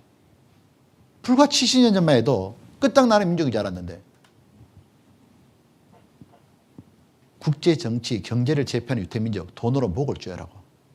이거 보셨어요? 세계에서 제일 큰 부자가 어디예요? 빌 게이츠 아닙니다. 미국의 록펠러가 제일 큰 부자라 그러잖아요. 록펠러가 이거 어마어마한 부자야 하여튼. 근데 록펠러 돈이 얼마인 줄 알아요? 이거 TV에서 보여주더라고. 록펠러 그룹의 재산이 삼성이 200조래요. 자산이. 록펠러가 1경 2천조요. 1경이 얼마냐? 10,000조요. 10,000조. 그러니까 끝탈이도 안 돼요. 이게 삼성이. 록펠러보다 더 큰 부자가 유럽에 살아요. 로스차일드 가문이에요. 둘 다 유대인이에요. 록펠러든 로스차일드든. 로스차일드 돈이 얼마인 줄 알아요? TV에 나오더라고. 재산이 얼마쯤 될까? 놀라지 마요. 5경에서 6경이에요. 5경. 5경이 얼마요? 50,000조요. 감이 안 오죠? 우리나라 1년 예산이 500조쯤 넘죠. 우리나라 100년 예산을 그게 로스차일드 돈이에요. 우리나라 100년 운영할 수 있습니다. 세계 경제 10위인 우리나라를 100년 동안 이 가문이 운영한다고. 그러니 유대인이 뭐 했습니까? 유럽과 미국 금융계를 다 장악한 거예요. 전 세계 인구의 0.2%밖에 안 돼요. 근데 금융, 과학, 문화, 언론, 식량 절대적인 부와 권력을 행사하는 거예요. 세계를 뒤흔드는 유태인의 힘. 아, 진짜 놀라워요. 이스라엘의 회복 예언이 성취되죠. 이스라엘 역사와 예언의 성취라 딱 말하는 거예요. 자, 보시죠.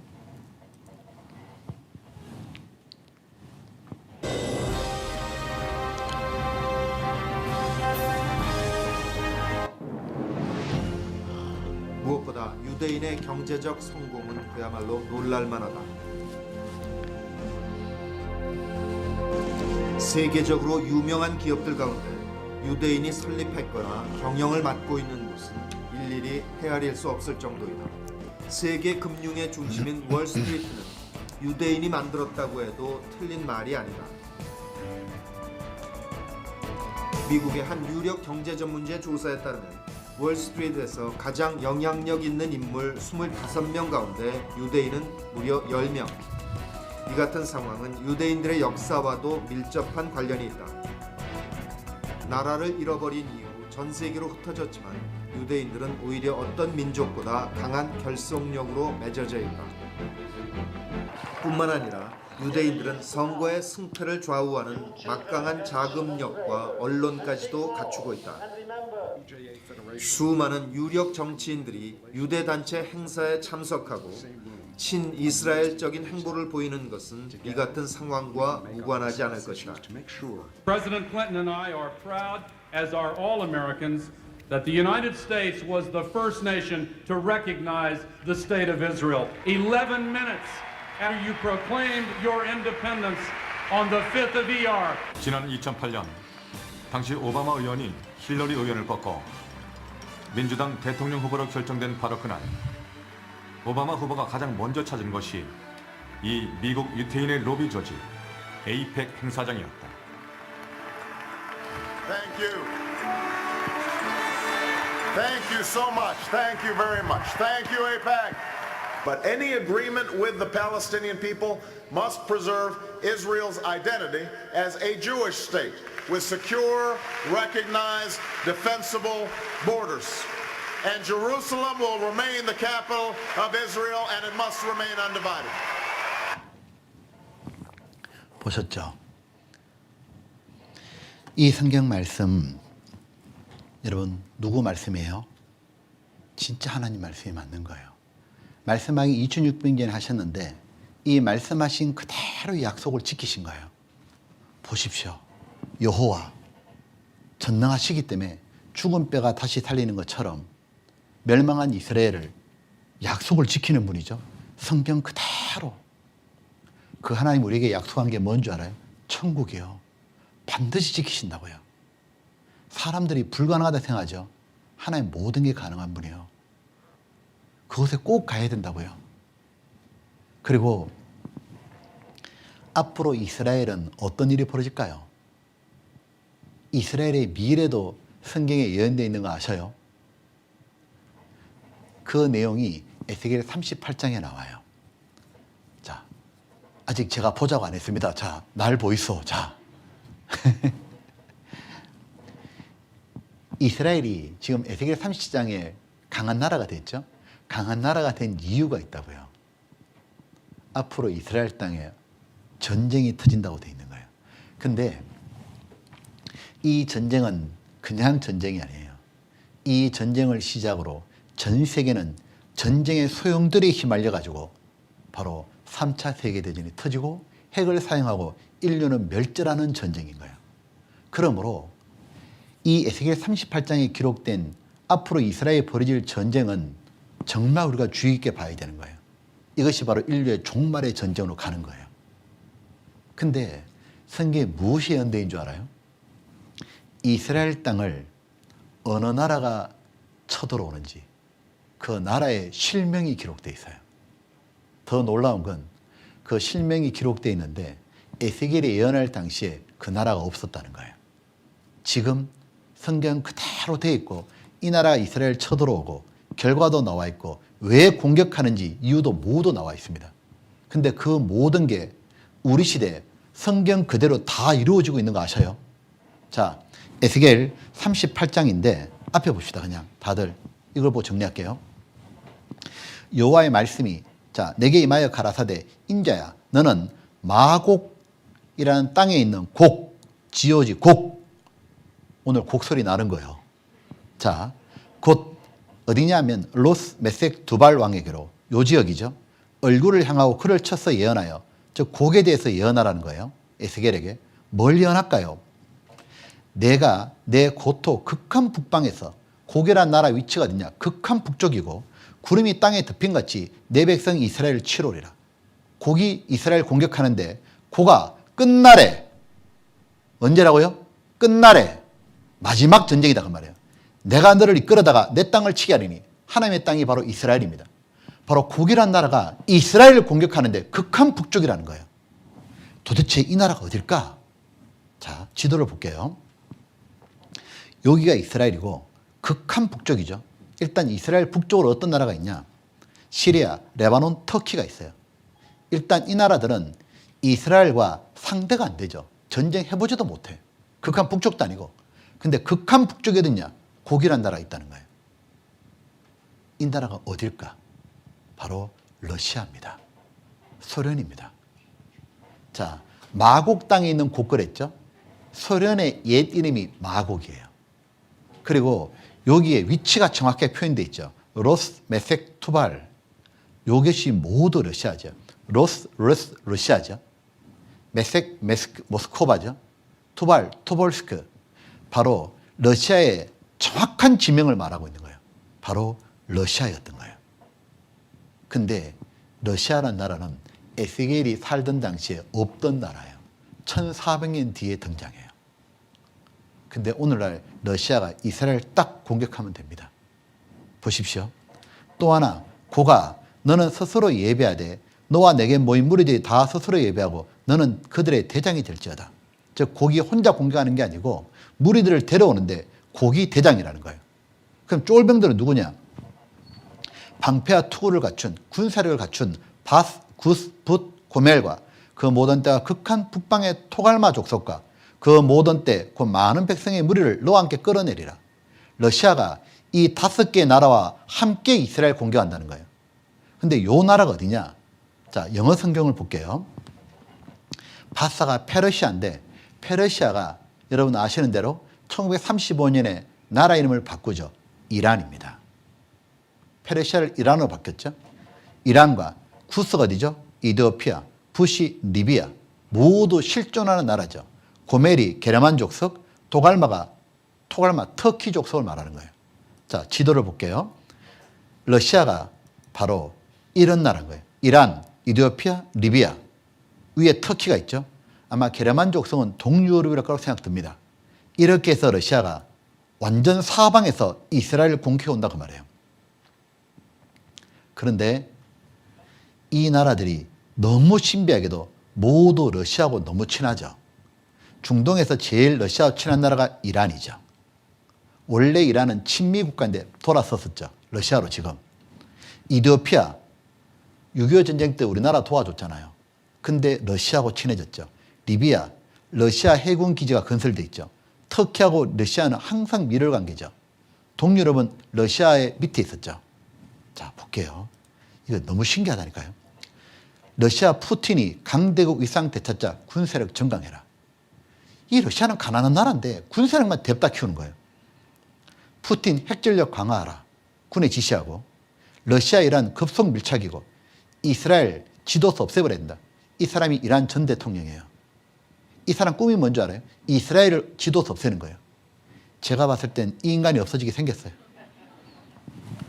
사우디 방송이 이스라엘과 이란 전쟁할 시기만 남았다. 둘이는 앙숙이다 그 말이에요. 이란과 이스라엘은 철천지 원수다 그 말이에요.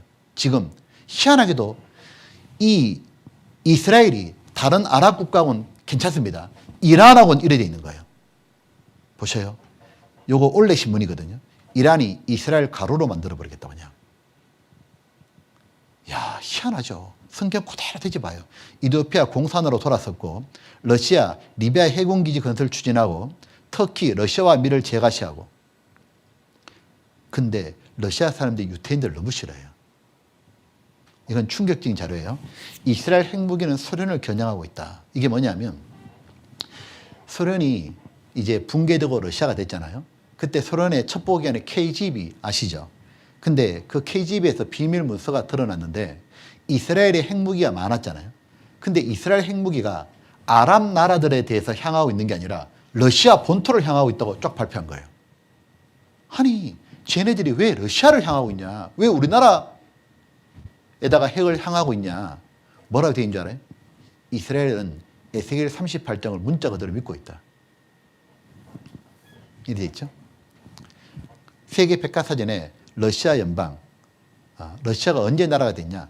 에스겔이 예언하고 1400년 뒤다 그 말이에요. 그때 비로소 러시아가 나타나요.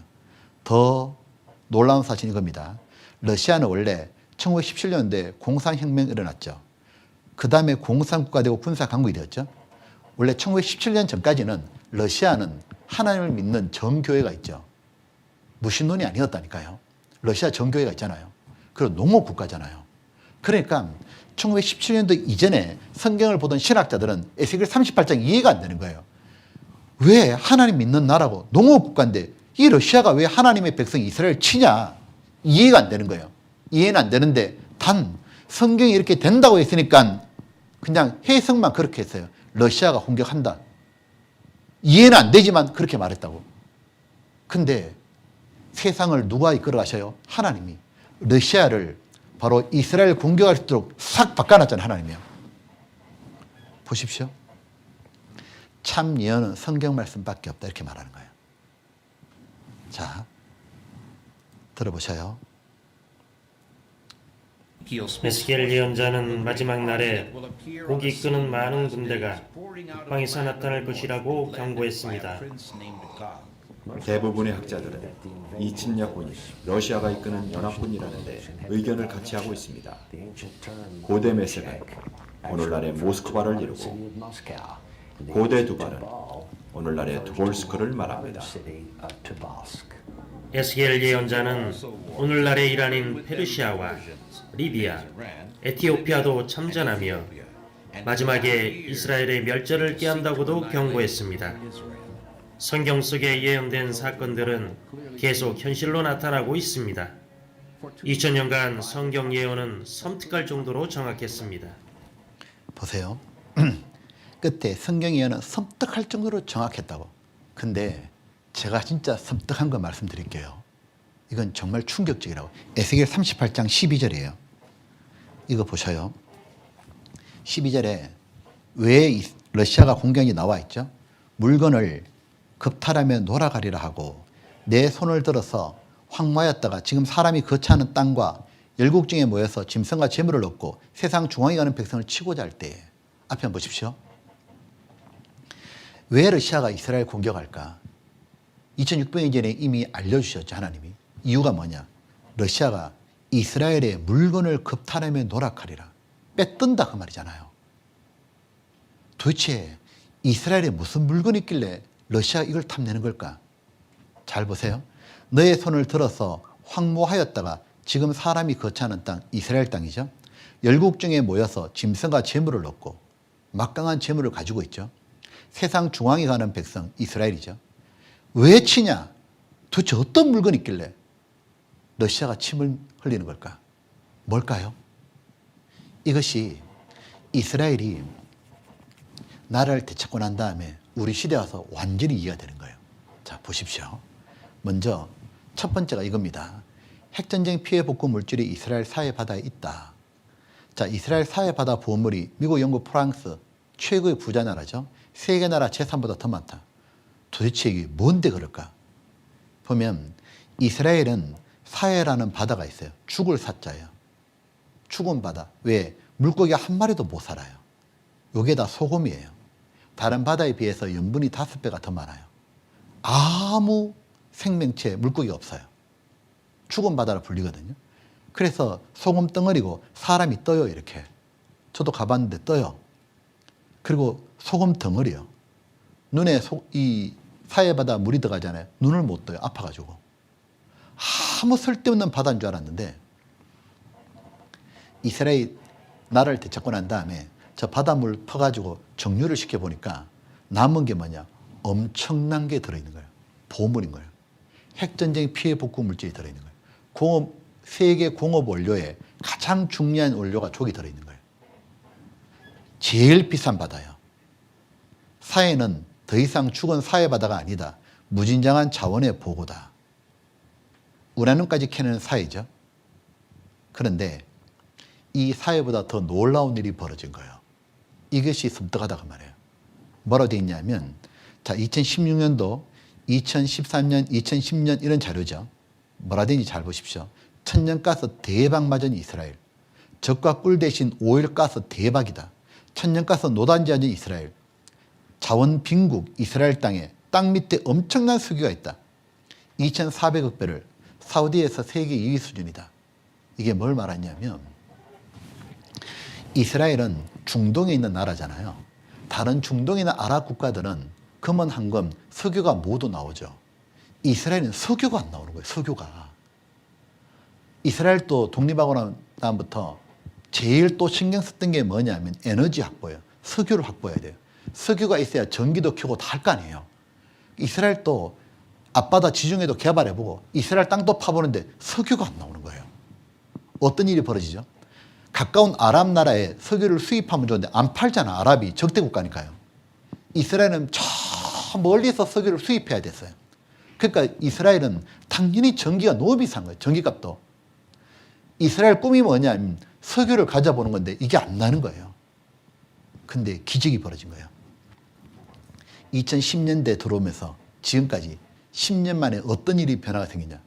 이스라엘에 육지에서 석유가 엄청나게 묻혀있는 걸 알고 이스라엘 지중해 앞바다에 엄청난 천연가스가 묻혀있는데 세계 최고의 양이 터져버린 거예요.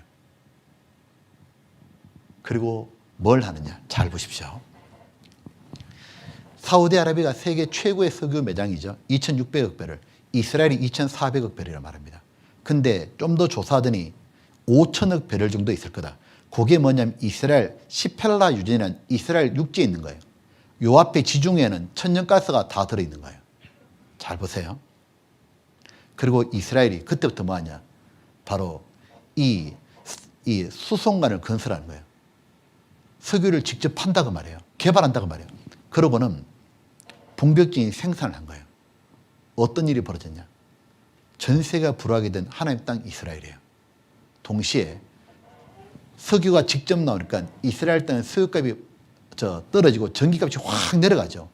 그리고 석유가 남아 도는 거예요. 이걸 수출하게 되는 거예요. 어디다 수출할까요? 가장 가까운 유럽에 수출하는 거예요. 이걸 제일 싫어하는 나라가 어디입니까? 러시아인 거예요. 왜냐하면 러시아는 석유로 먹고 사는 나라예요. 천연가스와 석유. 이걸 유럽에 공급하면서 러시아는 항상 큰 소리 쳤죠. 근데 이제는 이스라엘에서 유럽이 석유를 수입할 수 있게 되죠. 그러니까 유럽은 너무 좋아하는데 누가 제일 싫어요? 러시아가 너무 싫은 거예요. 자, 보십시오. 러시아는 항상 이미지 마크가 이렇게 돼 있죠. 석유와 곰이죠. 요게 합쳐서 러시아죠. 이게 러시아의 트레이드 마크예요. 그래서 이렇게 표현 쓰죠. 곰돌이가 꿀 대신에 석유 먹는 게 러시아예요. 보셔요. 러시아의 주요 산업은 모두 기름값입니다. 석유입니다. 여기에 따라 널뛰는 게 러시아 경제예요. 러시아 총리가 가장 뚜렷한 문제가 뭐냐? 가난이에요. 자기들은 너무 가난한데 가구 65%가 예금 한 푼도 못해요. 너무 가난한데 석유로 확 쥐 흔들어야 되는데 석유를 모두 이스라엘이 갖고 있는 거예요. 이제는요. 그러니까 사우디하고도 러시아는 석유 전쟁하죠. 아시죠? 세계 최대 산유국이 사우디, 미국, 러시아 세 개입니다. 어떻게 하면 이걸 더 가질까 생각하는데 꺾어진 러시아. 지금 필요한 건 전쟁이다. 석유가 뭐기에 러시아를 이렇게 만드나. 어차피 가난하고 두드려 패서 뺏자 그 말이에요.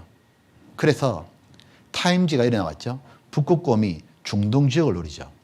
이스라엘의 사해바다, 석유, 사우디, 중동 땅 전부 다 먹고 싶은 거예요. 러시아는. 중동 패권을 넘보는 거예요. 이걸 시작으로 세계는 마지막 전쟁에 돌입하는 거예요. 러시아가 이스라엘 공격하는 순간 어떤 일이 벌어지겠어요? 미국은 반드시 도와주게 된 거예요. 왜? 미국이 유대인 거잖아요. 중국이 가만히 있겠어요? 세계 석유 시장이 다 뺏기는데? 당연히 참전하죠. 영국이 참전하죠. 세계는 완전히 전쟁의 소용돌이에 휘말리고 인류는 멸망하게 되는 거예요. 왜? 중동 땅은 황금의 땅이에요. 거기에 석유가 있는 거예요. 보시죠. 요한계시록 16장은 이 땅의 마지막 종말의 장이죠. 온 천하 임금들에게 가서 전 세계 대통령이죠. 하나님 곧 전능하신 이의 큰 날에 전쟁을 위하여 그들을 모으더라. 세형이 히브리어로 아마겟돈이라는 곳으로 왕들을 모으더라. 전쟁을 위해서 아마겟돈이라는 곳으로 왕들이 모여요. 인류 종말 아마겟돈 전쟁 일어날까 언제일까? 아마겟돈이 어디냐? 바로 이스라엘의 머깃도 옛 지명 이름이 아마겟돈이에요. 이스라엘 북쪽이거든요. 여기서 전쟁이 터지고 성경에 보면 이스라엘 전역이 피바다로 바뀐다고 되어 있어요. 이 전쟁을 시작으로 인류는 완전히 핵이 터지는 거예요. 이게 아마겟돈입니다. 머깃도 가보면 End of the days, 종말의 날이라고 되어 있죠. 성경에 보게 되면 신구약 성경에 계속 반복되는 내용이 전능하신 이의 큰 날에 전쟁을 위하여 그들을 모으더라. 구약 성경 스가랴에도 여호와의 날이 이르리라. 내가 열국을 모아 예루살렘과 싸우게 전쟁하게 하리니. 마지막 전쟁이 이스라엘 땅에서 벌어진다 그 말이죠. 여호와의 큰 날이 가깝도다. 이 온 땅이 질투의 불에 상추리니. 이는 여호와가 이 땅 모든 거민을 멸절하되 놀랍게 멸절할 것임이라. 이 큰 날은 멸절하는 날인 거예요. 이 성경 보게 되면 하나님의 날이라고 나와 있죠. 이건 바로 하나님의 심판의 날을 말하는 거예요. 애들이 말을 계속 안 듣게 되면 엄마는 이렇게 말하죠. 너 날 잡는다. 하나님 또 종말의 날을 잡아놓은 게 있는 거예요. 그것이 바로 전쟁으로 끝나는 거예요. 인간이 만든 무기로 모두 끝나는 거예요. 자, 이 전쟁에 딱 터지면 어떻게 끝날까? 보시죠. 지금 또 인류가 멸망할 수 있는 전쟁은 뭐냐면 핵입니다. 여러분 핵이 터지면 어떤 일이 벌어질까요? 들어본 적 없어요? 핵이 터지면 인류는 30분 안에 전멸한다는 말 들어보셨어요? 핵폭탄은 우리가 알고 있는 이런 수류탄이라고 다릅니다. 1945년에 일본의 히로시마에 핵폭탄이 떨어졌죠. 사람들은 핵이 그렇게 무서운지 처음 알았다고. 10초가 딱 지났거든요. 하나, 둘, 셋, 넷. 10초 딱 지나니까 8만 명이 죽어버린 거예요. 그런 폭탄 들어본 적 있어요? 8만 명 죽는 거. 2분 지나니까 14만 명이 죽어버려요. 조금 더 지나니까 없어요. 도시야. 다 죽어가지고. 그게 핵폭탄이에요. 그때 핵이 터질 때 사람들이 아침 출근길이었다 그래요. 아침 8시.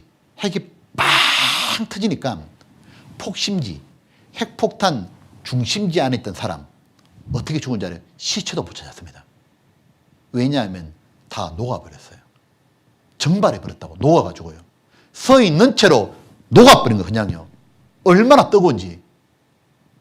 그 다음 조금 떨어진 사람 어떤 일이 벌이냐. 사람이 딱 불에 타는 순간 핵폭풍이 지나간다 그래요. 지나가니까 팍! 살찜이 다 떨어져 버리고 뼈가 다 바스러져 버린 거예요. 좀 더 떨어진 사람 전신에 새까맣게 타서 죽어버려요. 좀 더 떨어진 사람 전신에 화상 입고 죽어요.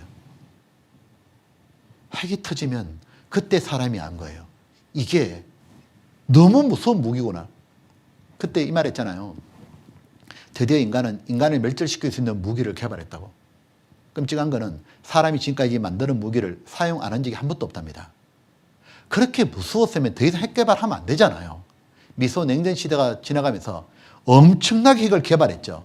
제 기억이 맞으면 2005년도 자료일 겁니다. 미국의 핵폭탄이 1135인가 그래요. 10,000개 넘는 핵폭탄의 위력은 히로시마에 떨어졌던 핵폭탄 리틀보이와 다릅니다. 핵폭탄 B-28 미국이 가지고 있던 거 그거 한 방 떨어지잖아요. 서울 1200만 명이 다 죽어요. 한 방에. 시뮬레이션 해봤잖아요. 한 방에 1200만이 죽는 거예요. B-61 그 폭탄 떨어지죠. 2500만 명이 죽어요. 서울과 경기도 한 방에 다 죽어요. 한 방에. 그게 10,000개라고. 그게 한국에 몇 방 떨어지면 한국에 남는 게 뭐 있겠냐고. 러시아가 7,000개가 넘죠. 핵이 터지는 순간 끝나는 겁니다. 이 보셔요. 여기 보면 근데 이 스가랴 성경에 핵폭탄의 장면이 예언되어 있다는 거예요. 여호와의 날이 이르리라.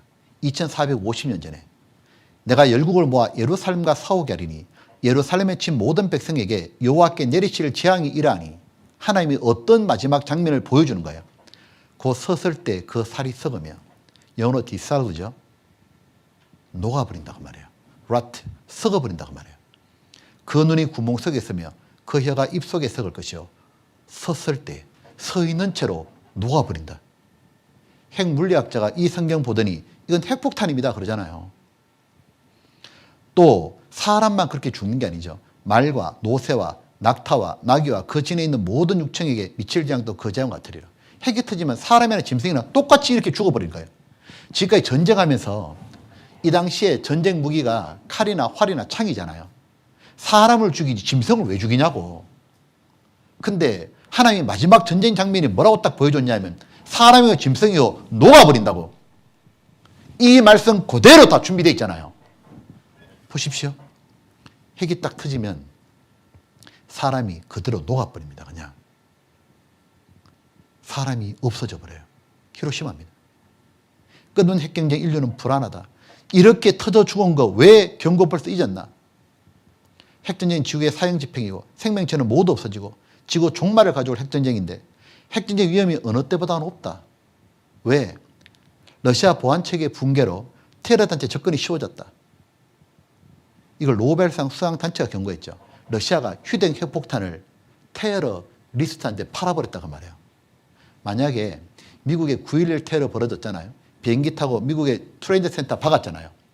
그 비행기 안에 휴대용 핵폭탄 실려있으면 어떻게 벌어지는 거예요? 빌딩만 날아가는 게 아닙니다. 뉴욕이 날아가 버려요. 그럼 미국이 가만히 있겠어요? 미국은 9.11 테러를 딱 당하고 난 다음부터 테러가 더 이상 소설 아니다. 그러면서 9.11 테러 되고 난 다음부터 바로 핵전쟁 대비를 딱 한 거예요. 이거 원래 신문이거든요. 지구 종말의 날 시계 100초, 1분 40초 남았다. 왜요? 핵이 너무 많다고 말이에요. 핵이 터지면 어떻게 될까? 자, 제가 마지막 하나 보여드릴 텐데요. EBS 교육방송에서 이들 하나님 믿는 사람이 아니잖아요. 근데 뭐라고 하느냐? 앞으로 인류는 핵으로 멸망할 수밖에 없다. 들어보십시오. 현재 세계에는 단순한 보복을 위해 끔찍한 테러 행위를 자행하는 테러리스트 단체들이 수없이 많습니다. 테러리스트들이 이용할 수 있는 가장 무서운 무기는 바로 휴대용 핵폭탄입니다. 언제 어디든 간편하게 운반할 수 있죠. 이런 핵폭탄 하나의 위력은 미국 오클라호마시 250배나 되는 지역을 한 방에 날려보낼 수 있을 만큼 아주 강력합니다. 마치 태양이 떨어지는 것과 같을 겁니다. 근방에 있던 모든 것들이 눈 깜짝할 사이에 완전히 파괴되겠죠.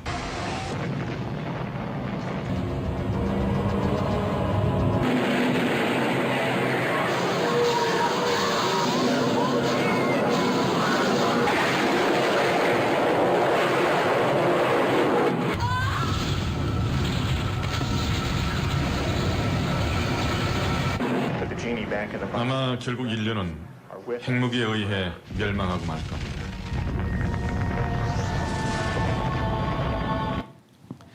이 날이 오고 있다고요. 이사야 선지자는 하나님께로부터 너무도 무서운 말을 들었어요. 대저 온 땅을 멸망시키러 작정하신 것을 내가 만군의 주 여호와께로 들었느니라.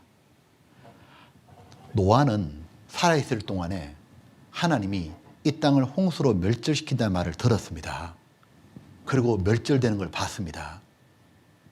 우리 시대는 하나님이 마지막 전쟁으로 멸망시킨다 했잖아요. 우리는 멸망할 걸 다 보고 있습니다. 여러분 보면 성경대로 이 모든 게 다 이루어지잖아요. 성경대로 개인의 운명도 마찬가지입니다.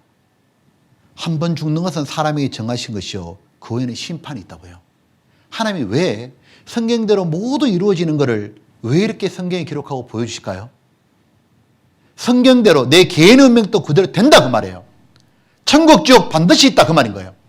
하나님은 모든 게 가능한 분이고 하나님은 약속을 꼭 지키는 분이에요. 우리는 요행을 바라면 안 됩니다. 여기 이렇게 돼 있죠.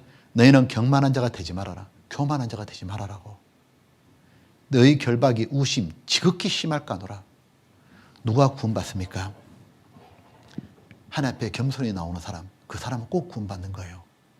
끝까지 잘 들으시고 정말 구원받았으면 좋겠습니다. 같이 기도하겠습니다. 아버지 하나님, 오늘도 저희들에게 이 귀한 시간 주심을 감사합니다. 성경 말씀대로 모든 게 이루어지는 이 시대에 저희들이 참으로 구원을 얻을 수 있도록 하나님 기회 주심을 감사합니다. 참석한 모든 분들이 구원받을 수 있도록 자비를 베풀어 주십시오. 그 마음을 붙잡아 주시고 내일 또 그 걸음 나오게 해주시고 심령 속에 역사해 주시기를 간절히 기도합니다. 우리 구주 예수님 이름으로 기도드렸습니다. 아멘. 예.